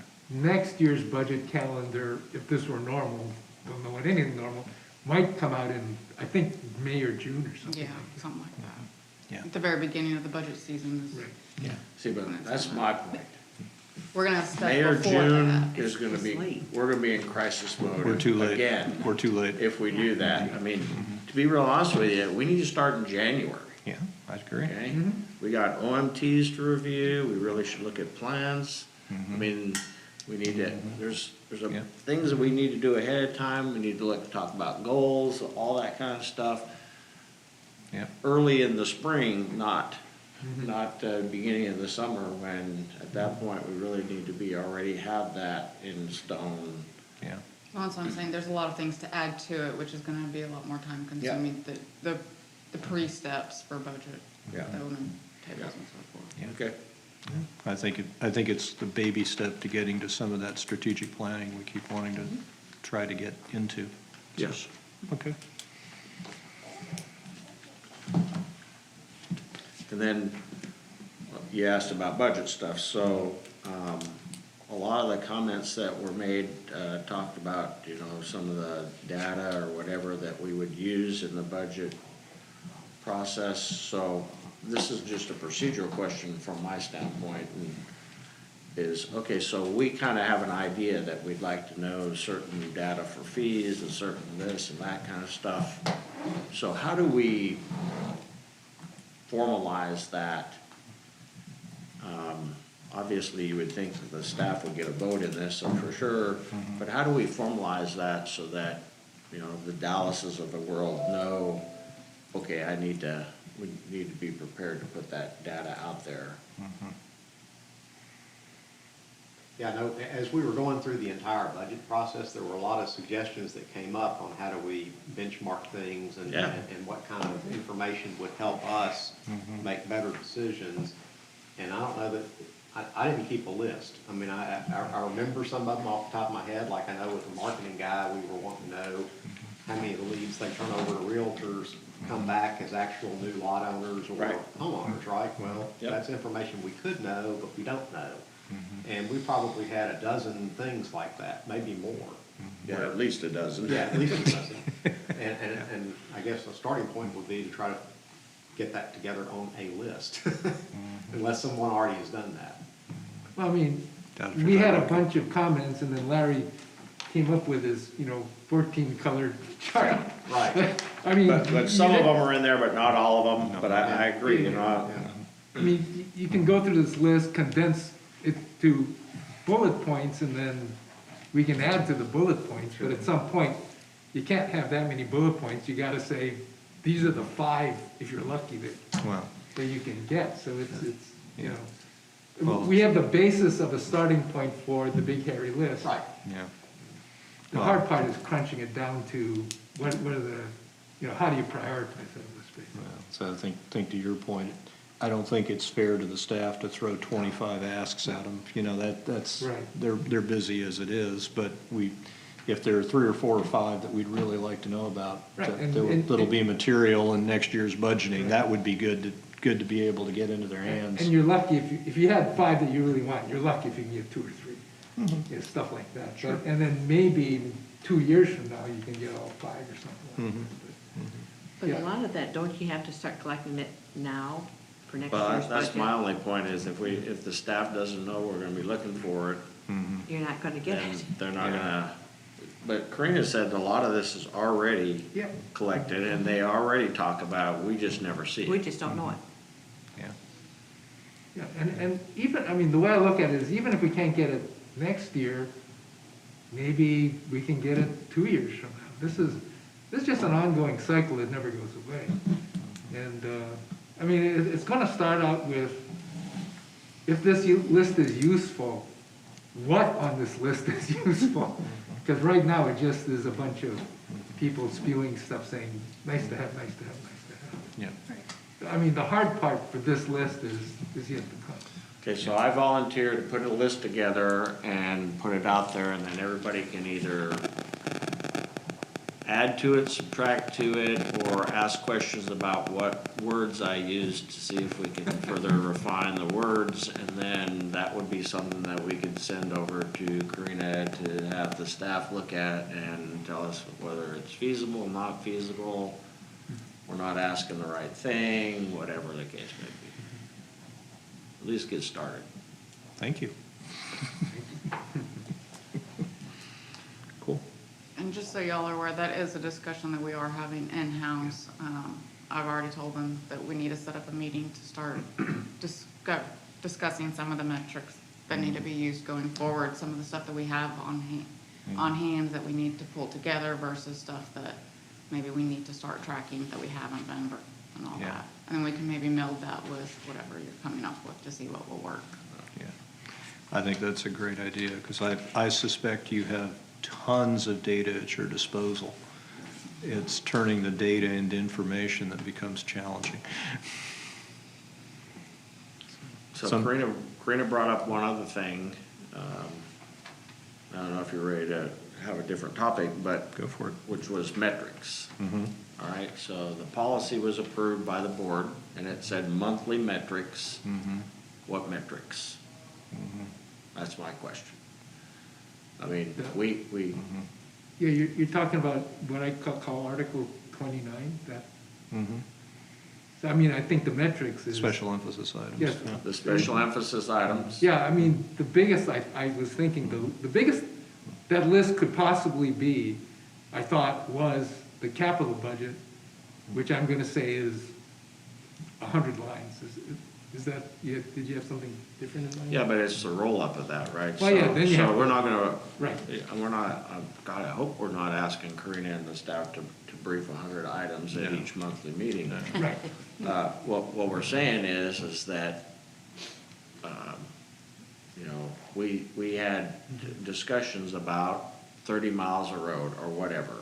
I don't know what the streets department's gonna come up for culverts and roads. I don't know what Dallas is gonna come up for fleet or whatever, but we need to be, you know, it's, you know, November. In the end of January, first part of February is the first report. And you got the holidays in there. You really only have about a month's worth of time to prepare. What is it you're gonna say in front of, you know, the board, in front of the property owners on how we're doing? Yeah.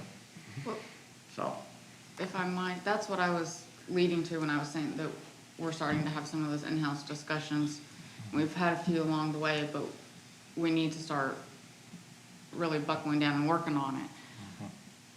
Just so you guys are aware, one of the things that I'm trying to get set up right now are job numbers within our system. So as they have 600,000 or $1 million for the street preservation program, it will be broken down by job number. Public utilities and public works, Jason's crews, for each of these specific categories is supposed to be providing a list. They already have this list. They've got estimations of what kind of is gonna cost them. So my expectation, and obviously, you know, that may change a little bit as we get through it, but is to be able to take these lists, so here's down to the bottom of where we've budgeted for this year. So if all tracks accordingly, these are the things that will be executed. Everything has a job number. So then as progress is being made, it's okay, 5% of this list is done and we're this variance from budget. This is what each one is costing. That way you guys are, and the public is able to see, okay, this is what's being accomplished, this is where we are, this is what's left. Now, I'm not gonna give you guys the whole list, you know, that has 30,000 culverts, it would be pertaining to that. But then they can speak to that at each month of, this is why we're off track, or this is, you know, where we are on track, yada, yada. But that is kind of what I am envisioning. I don't know if that's completely separate from what you guys are envisioning.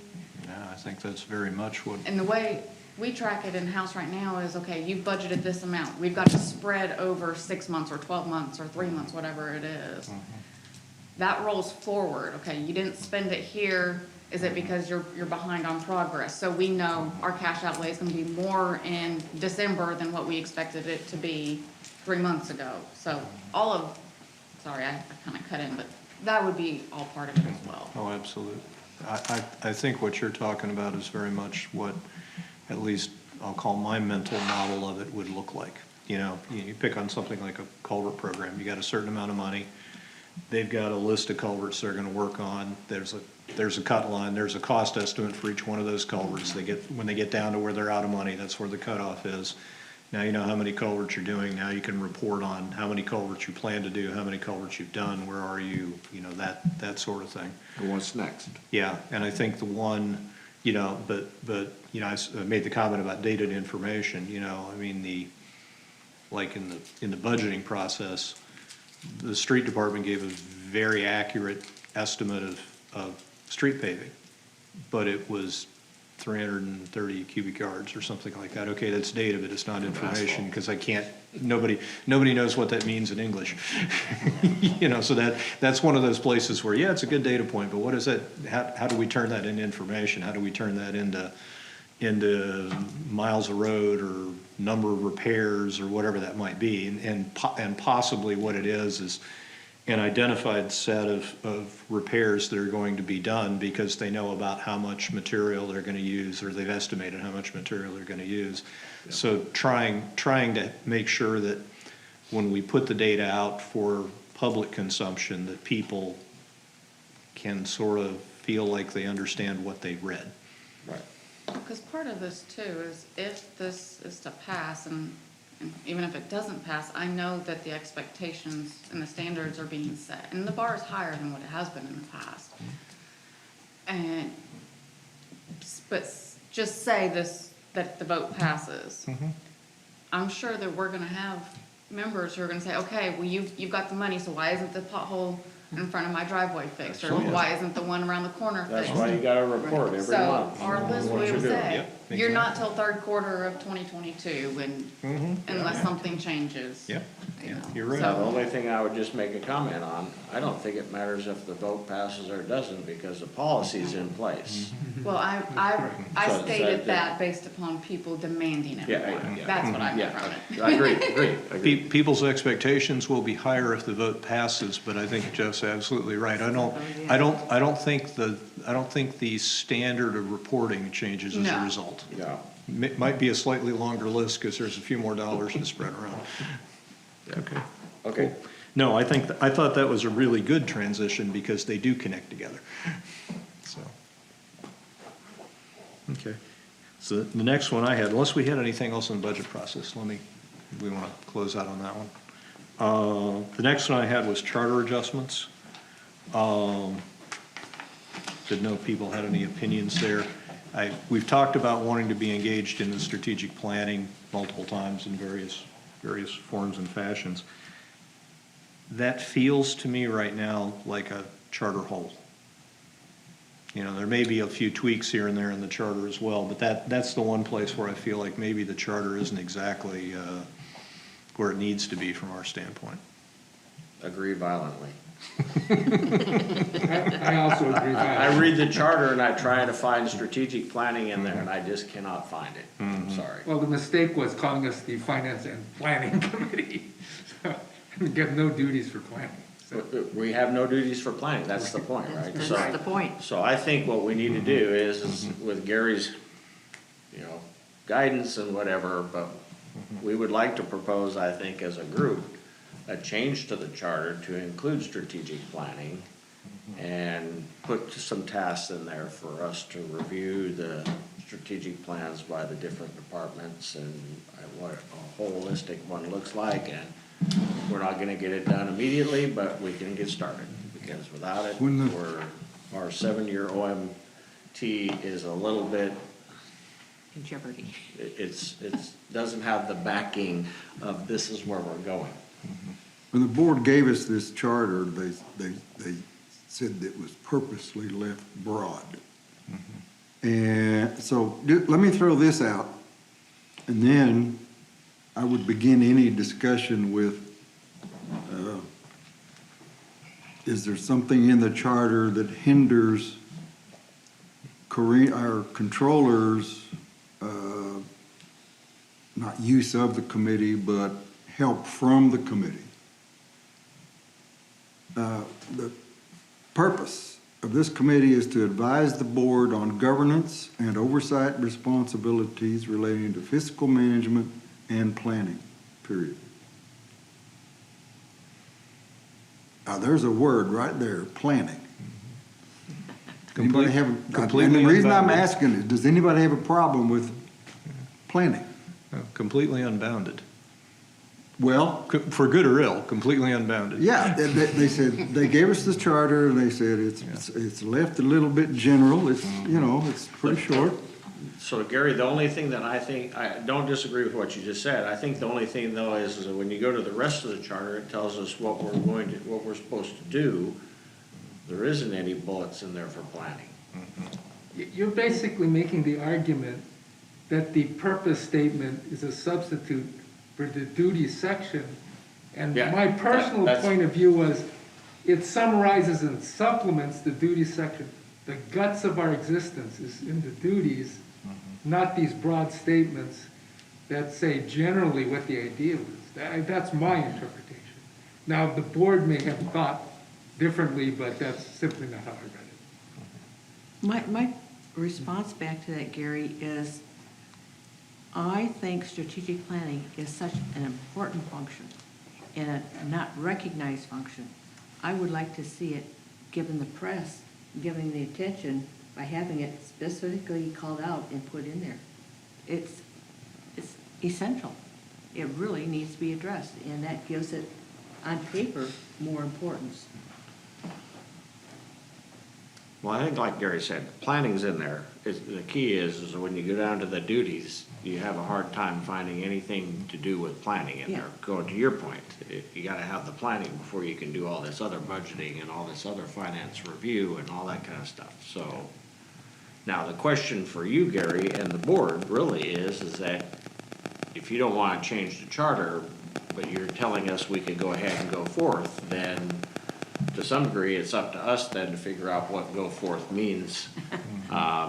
We could end up in a lot of different places. Some of which we probably don't belong. Possibly could. Spaghetti on the wall. Alert the board to any emerging financial concerns. Pretty broad. Yeah. Talks, under duties, talks about the budget.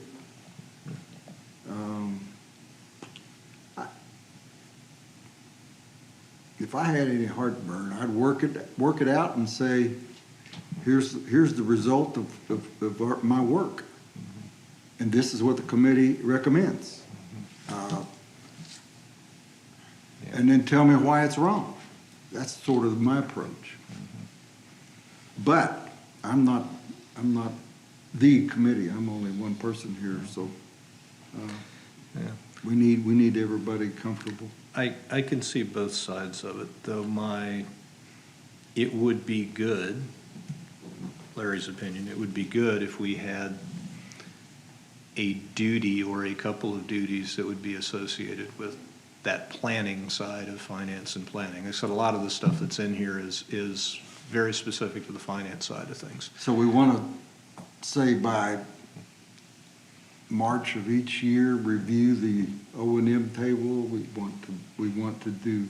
Yeah, that's more budget. To my mind, that's more budget. What I'm thinking of is more like, I've got an O&M table out here. So I've got what my projected expenditures are going forward. I've got islands of strategic planning inside of the village, in different departments to different levels of maturity. Everybody probably has a plan. Some of them are written down, some of them are in people's heads, but they're probably everybody out there, all the managers out there probably have a plan. Does the plan do the plan and the budget look anything like one another? You know, because if I've got a budget that says I'm going to spend a certain amount of money, but I've got a plan that says I need double that money, you know, okay, there's a reconciliation that has to happen there, you know, and it becomes a function of what can I afford, what can I do, what can I afford, and that's one of those trade spaces that today I don't think those two data points are well correlated necessarily. You know, some of the departments may be right smack on it. Some of the departments, I think those two items exist in time, but they've never really been tied together. You know, and the staff is busy working this year's problem with this year's budget, and they're trying to figure out what next year looks like. It's kind of hard for them to try to understand those strategic plans. The other part of it is there are places where the different departments' objectives and strategic plans probably need to sync with one another. You know, like if the marketing community wants to establish additional pocket neighborhoods, but those pocket neighborhoods, you have to put in utilities in those pocket neighborhoods to be able to make them accessible for a developer to utilize, then the utilities department needs to know that, and they need to have that factored into their budgeting and factored into their staffing, because otherwise they don't have the human resources and the pipe and whatever all else is needed to go make that infrastructure investment when they need to, or they short some other service in order to do that, you know? So it's those kinds of interconnect items that I feel like this body might be able to help with, because there really isn't anybody that, you know, the staff isn't necessarily, everybody's managing their department, but they're not necessarily looking at the cross couples. The board's up at a higher level trying to establish strategic direction and budget lines.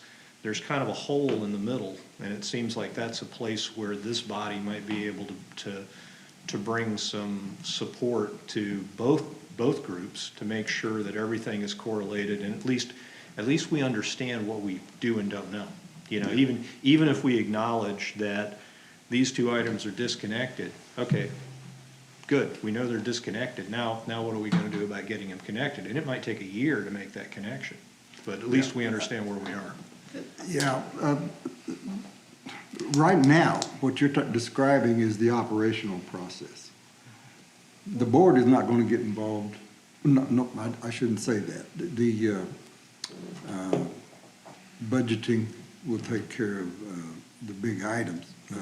But what you're describing, just with that example, and there may be others more broad, but that example is operational, and the general manager has to see that his department heads communicate. He has to, or she. That was the thing I was gonna bring up is, I don't disagree that there's a void at this point in time. Obviously, we're sitting with an interim general manager at this point. But I think you guys do need to give thought to giving the new general manager, when they get brought in, how they would impact this and how they would affect it. And then see, you know, where more help is needed, because this is part of their responsibility to make sure that they have a cohesive running team inside and out. Now, it doesn't mean that there's not extra room for help, that's not what I'm saying, but I'm just saying maybe we should let the new GM come in before we make drastic changes, deciding that nobody's doing this job, so we need to. Well, I agree with you that most of this, I would believe, would certainly be in the purview of the general manager, whether interim or new. You know, I mean, at the end of the day, it's really part of that set of tasking that's in the GM's responsibility. Also recognize GM's got a lot of stuff on their plate, you know, and so the challenge becomes, you know, I used to use the phrase, because I lived in Florida for a long time, it's when you're up to your backside in alligators, it's hard to remember you're there to drain the swamp. You know, when you're trying to kill the alligator that's trying to eat you, you know, it's hard to figure out where you're heading in the swamp sometimes. So, you know, it becomes difficult for the general manager, whoever they may be, to be able to keep both the tactical focus and the strategic focus in a lot of cases. So, you know, they will have to decide when they get here and get familiar with the shop, which of these tasks they want to pull back under their control. And I think at that point, that gives us the ability to release, you know, the community, the ability to release control of that back to that GM as they want it. And you're right, it's going to have to be some kind of a partnered relationship there. And Gary, I see it going beyond just an operational question. I think the board has to be involved to the point of saying, okay, here's what we want to be when we grow up. And we take this seriously, we back that, and we take it beyond the operational. We have to start planning, not just how we're going to operate today, but how do we also have money for operations and make sure that we're going to have money for some of these strategic things down the road. And the board is the one who's got to make those kind of decisions on going beyond just plain day-to-day operational, just like the emergency fund. You know, it's a decision to go beyond how do we live today so that we can be who we want to be when we grow up tomorrow. So I'll just throw two more thoughts out there, and then the first is that I acknowledge that the new GM needs to come in and wrap his arms around the organization and do that kind of stuff. Let's not forget about what the committee is supposed to be here for, because I think we continue to defer and say, oh, somebody else is going to do that. Why do boards have committees? Boards have committees to have another viewpoint on what the community, the operator, the GM, and the staff are doing to help the board have more than one voice so the board can make best decisions. That's why all boards have committees. Committees are meant to be part of the process, and they're meant to have oversight and views of what's going on so they can provide that other viewpoint, maybe it's the same viewpoint, but that other viewpoint to the board.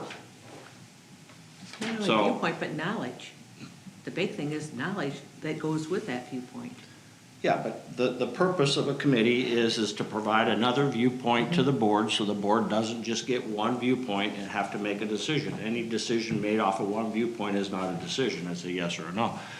So that's why we have committees. So in the area of strategic planning, yes, the general manager needs to get with the staff and figure out what is the plan and all that kind of stuff, and then the board's doing other pieces, and we have to see whether or not those are all lining up. That's what we're supposed to do here, I think, unless we don't agree with that, and I'm completely confused on what committees are for then.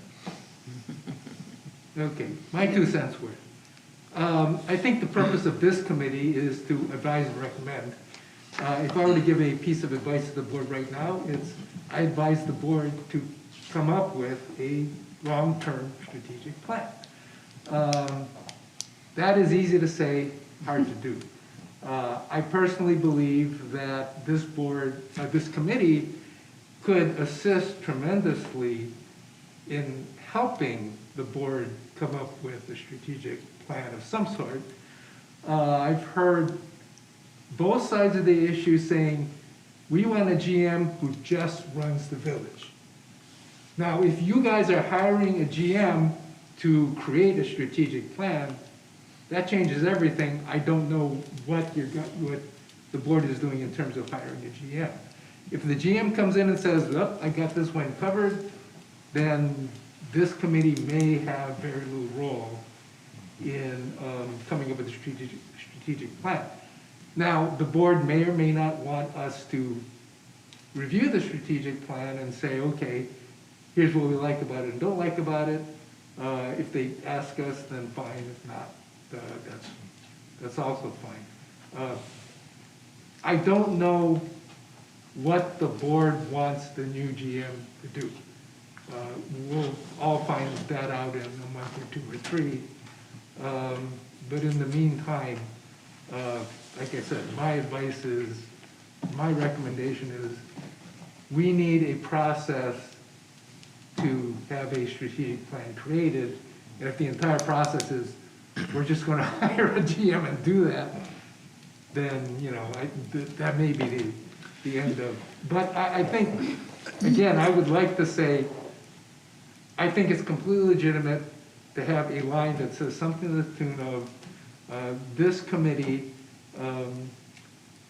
has a duty to advise the board regarding the issue of planning, goal setting, measurements, monitoring, and reporting. Yeah, all of that. And that's what I would like to see. And we hear a lot of that talk in. Not from my. Among the board members Yeah. and others. Yeah, I mean- And when you said it, coming up with strategic plan is a whole universe. There, on one side, we've got what was fed to this organization about 4 years ago, and you saw what happened to that. Well, nobody wants to go to that kind of plan. So what is the good plan for the village? Well, it consists of a lot of the things this committee discussed this past year and the task force. Beyond that, we need to work on it. That is true.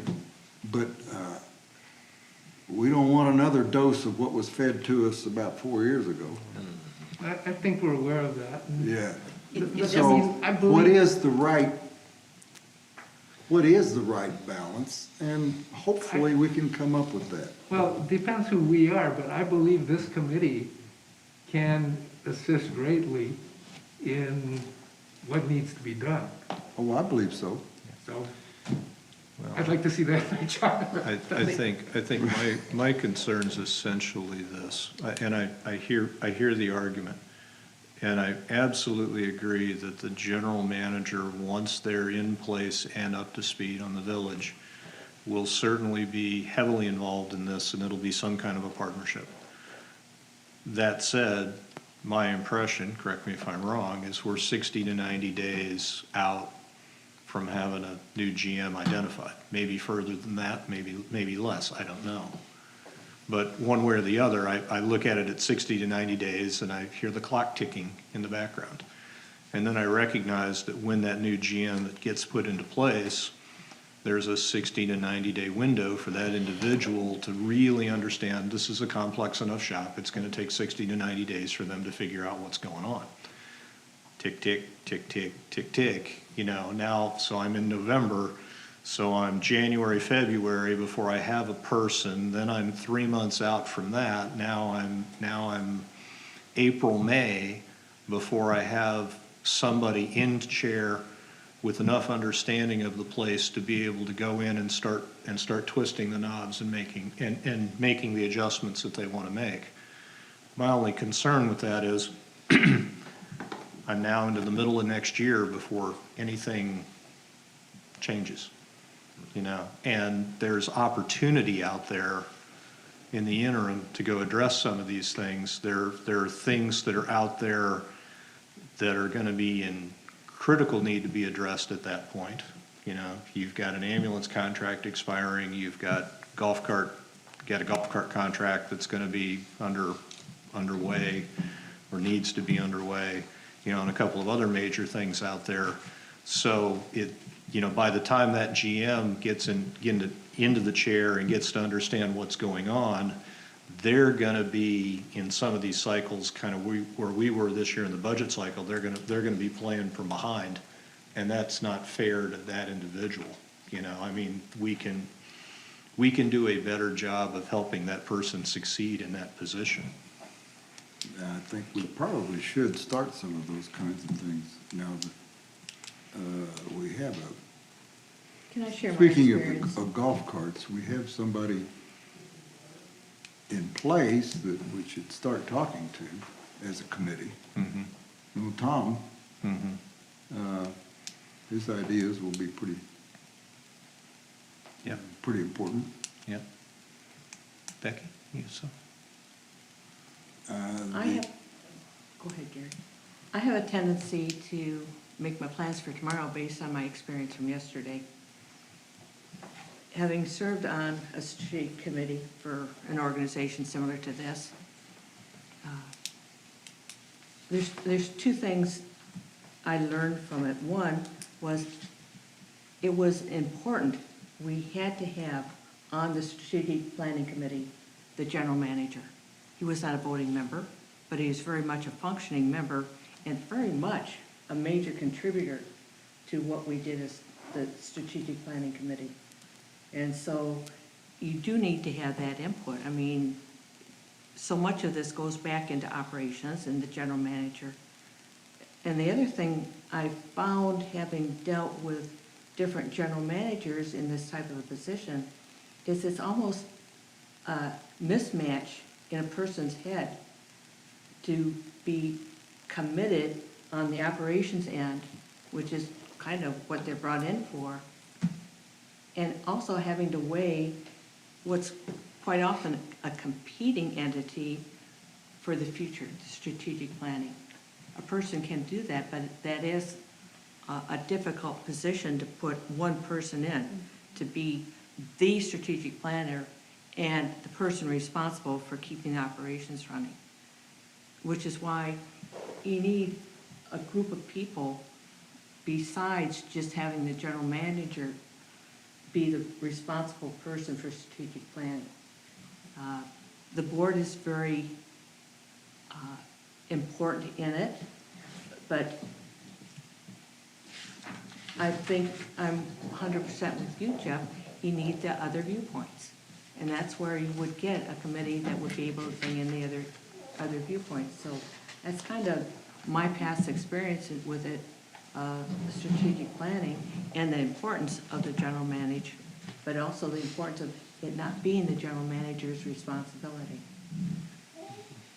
And I'm kind of, I'll put my 2 cents worth, I probably understand strategic planning less than anybody, but my MO is pretty much, it's easier to ask forgiveness than it is permission. And I think this discussion started with, what is our purpose and do we need a charter adjustment? Well, strategic planning is necessary. I'm not sure the village has a strategic plan. And what if we just decided to say, we're gonna present some strategic goals, certainly not to the extent of the CMP, which was ridiculous, but what if we just kept things online for saying, okay, we need a declarations change and that's 2027. Let's, I think you call it working backwards or something, it's a good term for it. But let's set a goal for this kind of change and start the discussion. You know, maybe we need, golf is good, highly subsidized, gonna be more highly subsidized. Maybe a good strategic management start at least would be, let's do some type of dive into golf and see if there are any alterations or whatever. But the goal might be, you know, reduce the subsidy by whatever small percentage, rather than increase it. From lot management, you know, where's the most logical place? And then, but why not start it, and we don't need it in the charter. If we go to all the work and they reject it, so be it. But I think it gives the, My point. if we do something, You yeah. provided the input, the knowledge, the experience. There's a lot of experience in this Yeah. room. Not me, but Yeah. I want to use what we've got while you're here. And the GM certainly should be involved, but what if we presented a slightly vague map, but at least it had some strategic direction? Because, you know, whoever comes in as GM isn't going to be capable of deciding a direction for the village. I mean, Not initially. well, I don't Well, think, and that's yeah. not what I was trying to say. See if I can try to be clear. I think F&P does need to take a role in the planning side of what it is. I think the board needs to take a role in the planning side of what it is in conjunction with the GM, because the GM is gonna be the one to make sure that they're executing the operational side of that plan.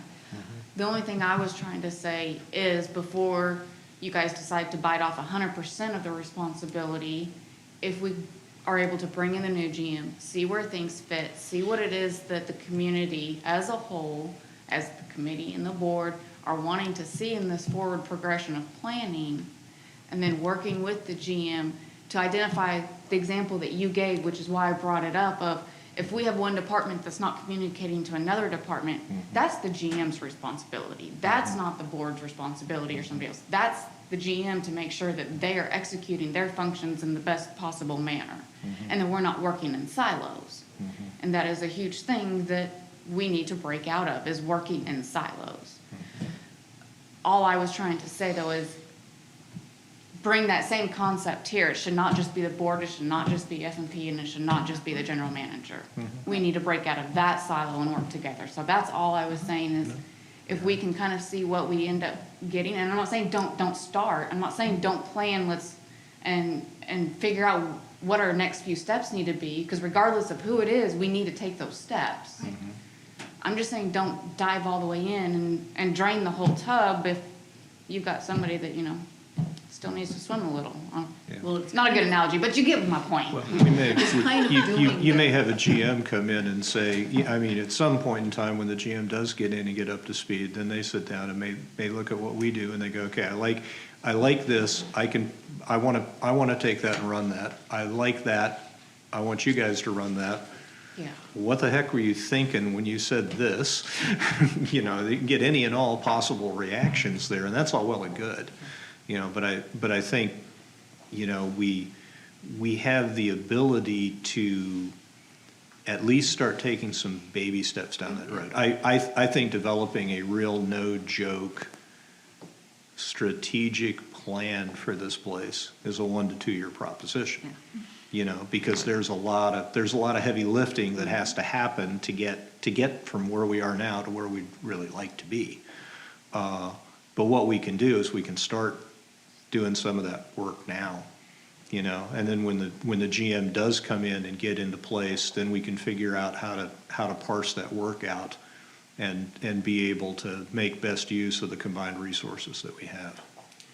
I would just hate to sit here and say, well, we'll wait till the GM shows up, and we'll wait till the GM shows up, And that's not what I meant. because all we do is kick the can just down the road. My 2 cents here are, I think the POA board is responsible for setting the direction for the village and oversight of how the staff is executing on getting that direction going.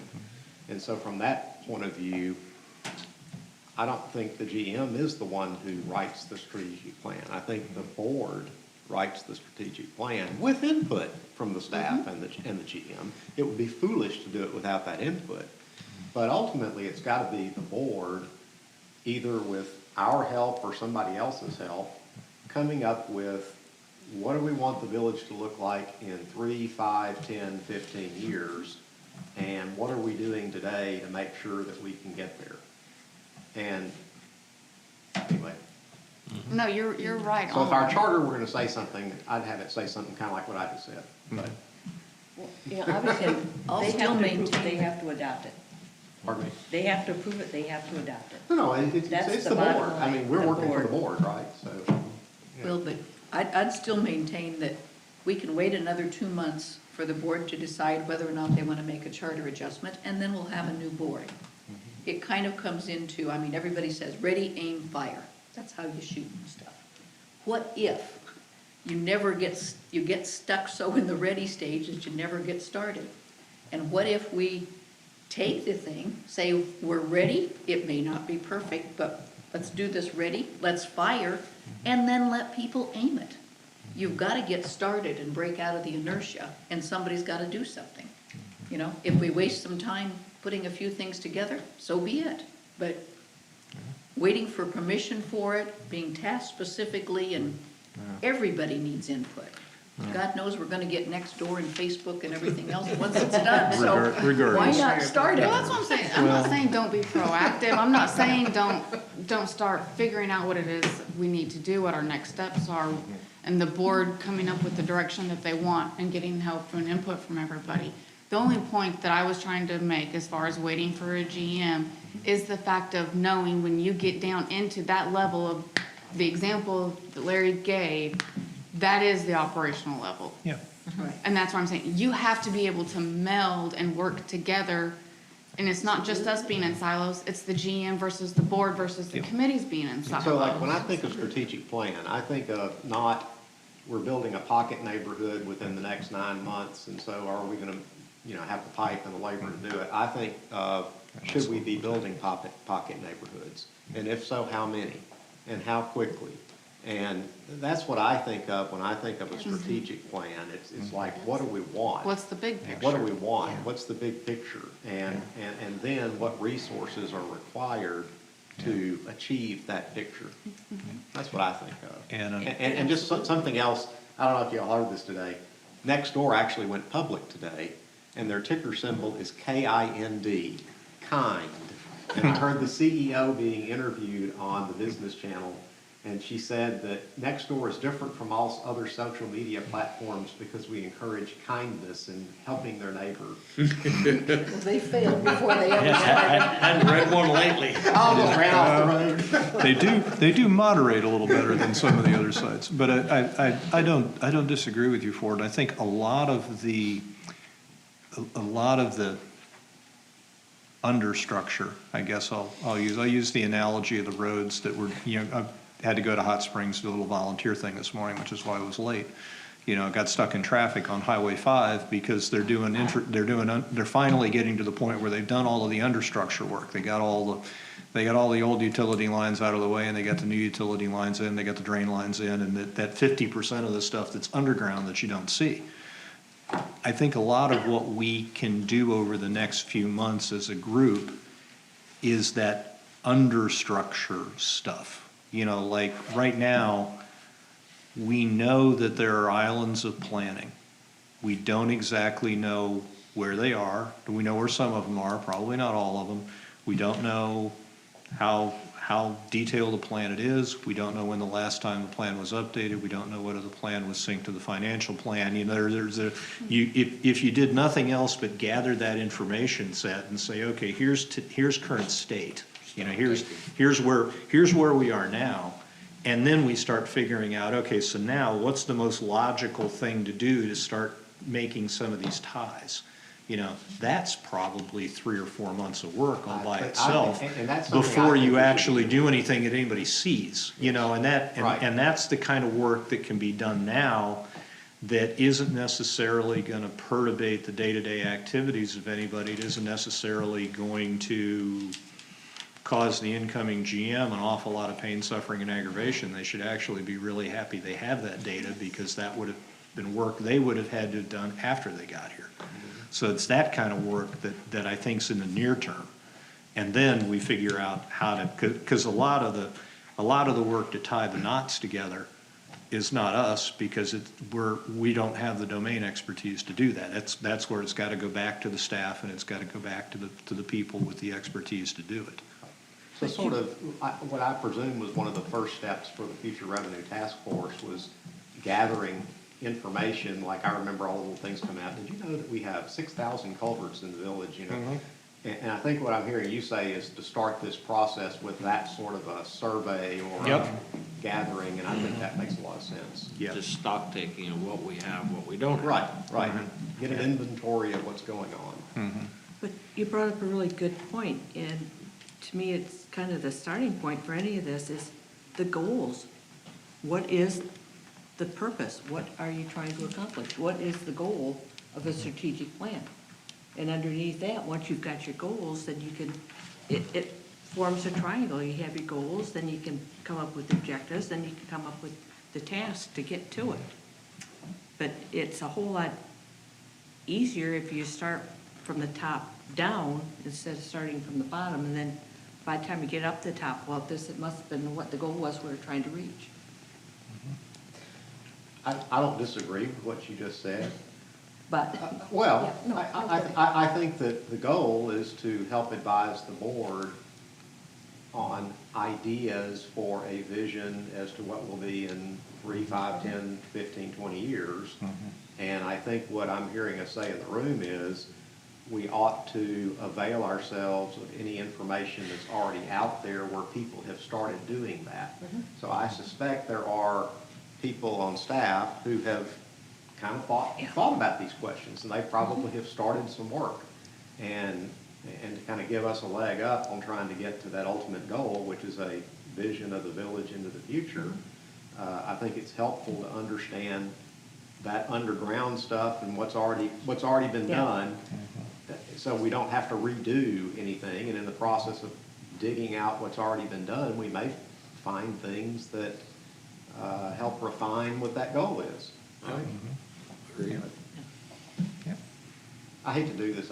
I came late, so I have to leave early. That's okay, because actually I was, with everybody's permission, I was going to kind of draw this to a close, because I've got there was dinner. one other item on the So I have to go. agenda, and that was candidate future tasking, some of which we've already talked about. So I'd like to ask everybody kind of as a homework assignment to take a look at that list.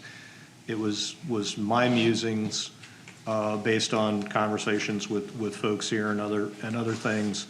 It's in rough priority order, rough being the key word, you know. So if you don't like the priorities, if you don't like the tasks, if you think I missed something, if you think I'm totally out to lunch, no pride of authorship there, please fire back with whatever suggestions you might have, and we'll pick up that as part of the next meeting. I think the other thing we definitely need to start looking at in the next meeting is the capital fund policy activity, because we probably do need to get moving on that. And then the only other thing, and it's kind of an open-ended question for Karina, is what do you need, what do you think you need from us, or what do you think you need regarding the enterprise opportunity?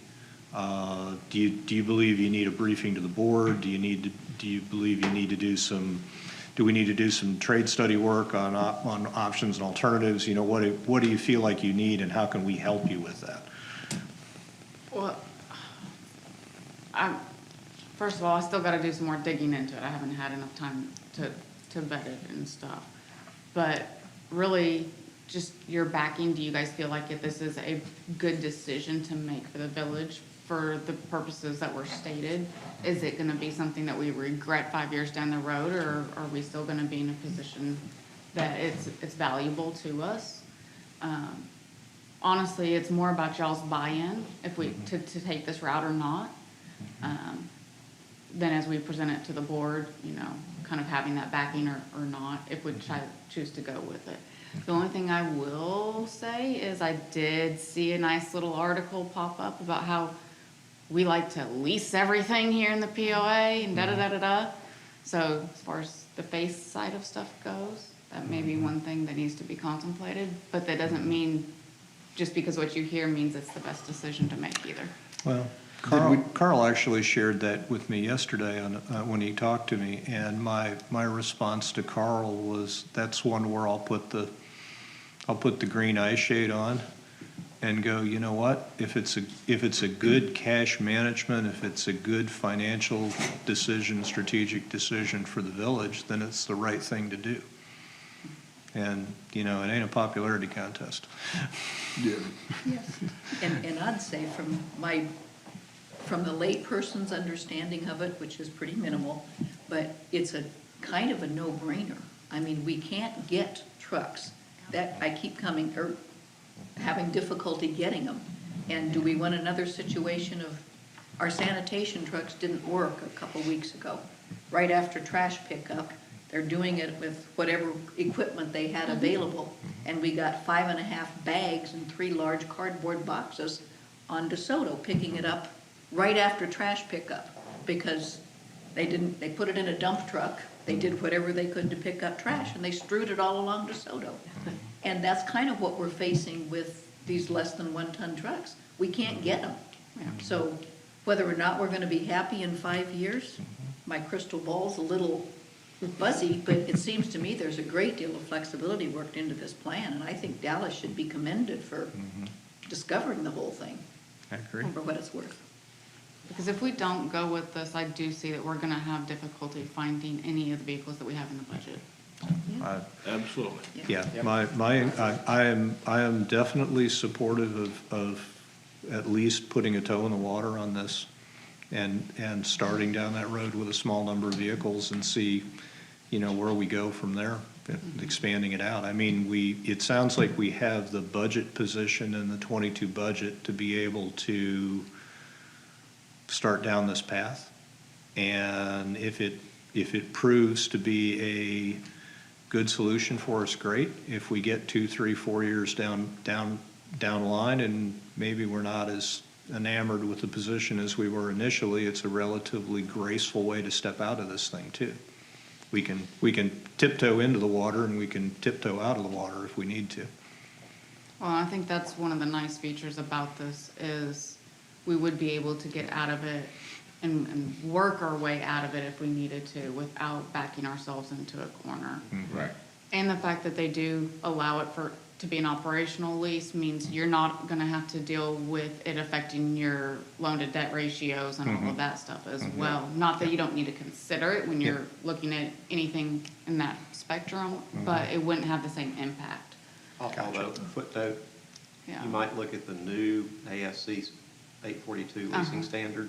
It may require you to count to. Yeah, because I know there's the 5 The rules. rules they were talking about, I think, were for the old standard. Mm-hmm. And I'm not up to speed enough on the new standard, but I do know that it forces everybody, almost everybody, to record all leases Yeah. like a capital lease. Yes. And so I haven't gone through to read exactly how they have it worded here, but I do know that you're pretty much, there's very little room for it to be an operational lease, which is kind of why it Leases that are less surprised me. than $5,000 in value is one exception, which Yeah. wouldn't fit. Or in the value, Sorry, I gotta- loan to value That's left all right. at the end of Thank the you for it. lease Nice work. and all that, so. Now, are you saying that do you need an official statement? Because it started with what you need. Do you need an official statement from F&P for the board or something? Or, Do you or does Gary for the board need? a yeah, I statement guess from Gary the takes it back. Committee saying we Sorry. support the concept. Well, yes, it's a committee decision. Okay. committee recommendation. I think it's committee recommendation. I would like to have the recommendation of the committee if we were to present this. Okay. Is that something we need to vote on, or? It would be. So my next question would be, when would you like that recommendation? Yesterday. Let me get with them and see exactly kind of what deadlines we're pushing up against, because that's why I wanted to make sure, if we wanted to go down this road, we could go ahead and place the order. And then we may not get it on the docket until December Sure. or whatever. Sure, sure. So let me get back to you. Okay. I mean, if So you not need. tomorrow. If you need if you need a recommendation in less than 2 weeks, please let me know, and we'll send out an electronic communication to people and ask people to vote for their recommendation. It's probably already too late to get it on for the board meeting right now. It'd probably have to be on the discussion session for next, for the first Wednesday of December. Okay. We will vote on important business under new business. I mean, Okay. it's logical to make a Well- decision or not. We won't wait. Okay. Well, we hadn't discussed it yet, so I didn't know if they wanted it discussed first or not. But if they're fine with it, like I said, I'll get back with you. I'll get Okay. with Katrina and have her Yeah. get with them and. Because you're right, there's kind of two steps here. There's, you'd certainly need a recommendation from finance and planning, absolutely, not an issue, just need to know when. And then the second part of that would be, you probably at least need concurrence from the board to pursue this strategy. You know, maybe you don't need a board decision, but you certainly need them to be briefed and understand the key Yeah. criteria and concur with exploring the option, and then see how it plays out. Yeah, I said what I did, but as far as I know, the board has not seen this yet. No, they Probably haven't. true. That's why she was saying it has to probably come up Yeah. in an informational session, at least so you're smart enough on it to be able to decide what your guidance is. Yeah. Okay, so we'll have to do a little right to left work there and figure out when those critical dates are and what you need The from us first when. Wednesday of December is the discussion session, so Okay. the Friday before is when Katrina tries to get materials out typically, I believe. Okay, so you'd at least need a recommendation from us, and then whatever supporting material you think you need at our next meeting, because that would be the 22nd, I think. or Yeah, so 23rd. speaking of meetings, so the next meeting's on the 22nd, the week of Thanksgiving on Monday, so, okay, so as long as we're all still good with that. Yeah, Then in December, we've got the one on the 13th and then the one on the 27th. Are we gonna actually have one on the 27th? I rather doubt it, frankly. You know. I can see one on the 13th, but Yeah. after that, you're Yeah, probably not then you're getting probably many into people to show January. up here. Yeah, you're probably into January. So, no, that's a good point. So I think we'd be in a position at our next meeting to help Karina with whatever she needs from F&P. But then, And You I'll know. be out that day, okay, the week of Thanksgiving. so we'll need to sync up before then on the shape of whatever it is that you think you need. Yeah, because I still want to follow up with insurance, just so we kind of get an idea and kind of put together a ballpark of what the fees and kind of what our cash outlay would mimic, maybe. Yeah, To I get an think, idea. yeah, I think we probably need to model that, because I think it would help us understand the cash position.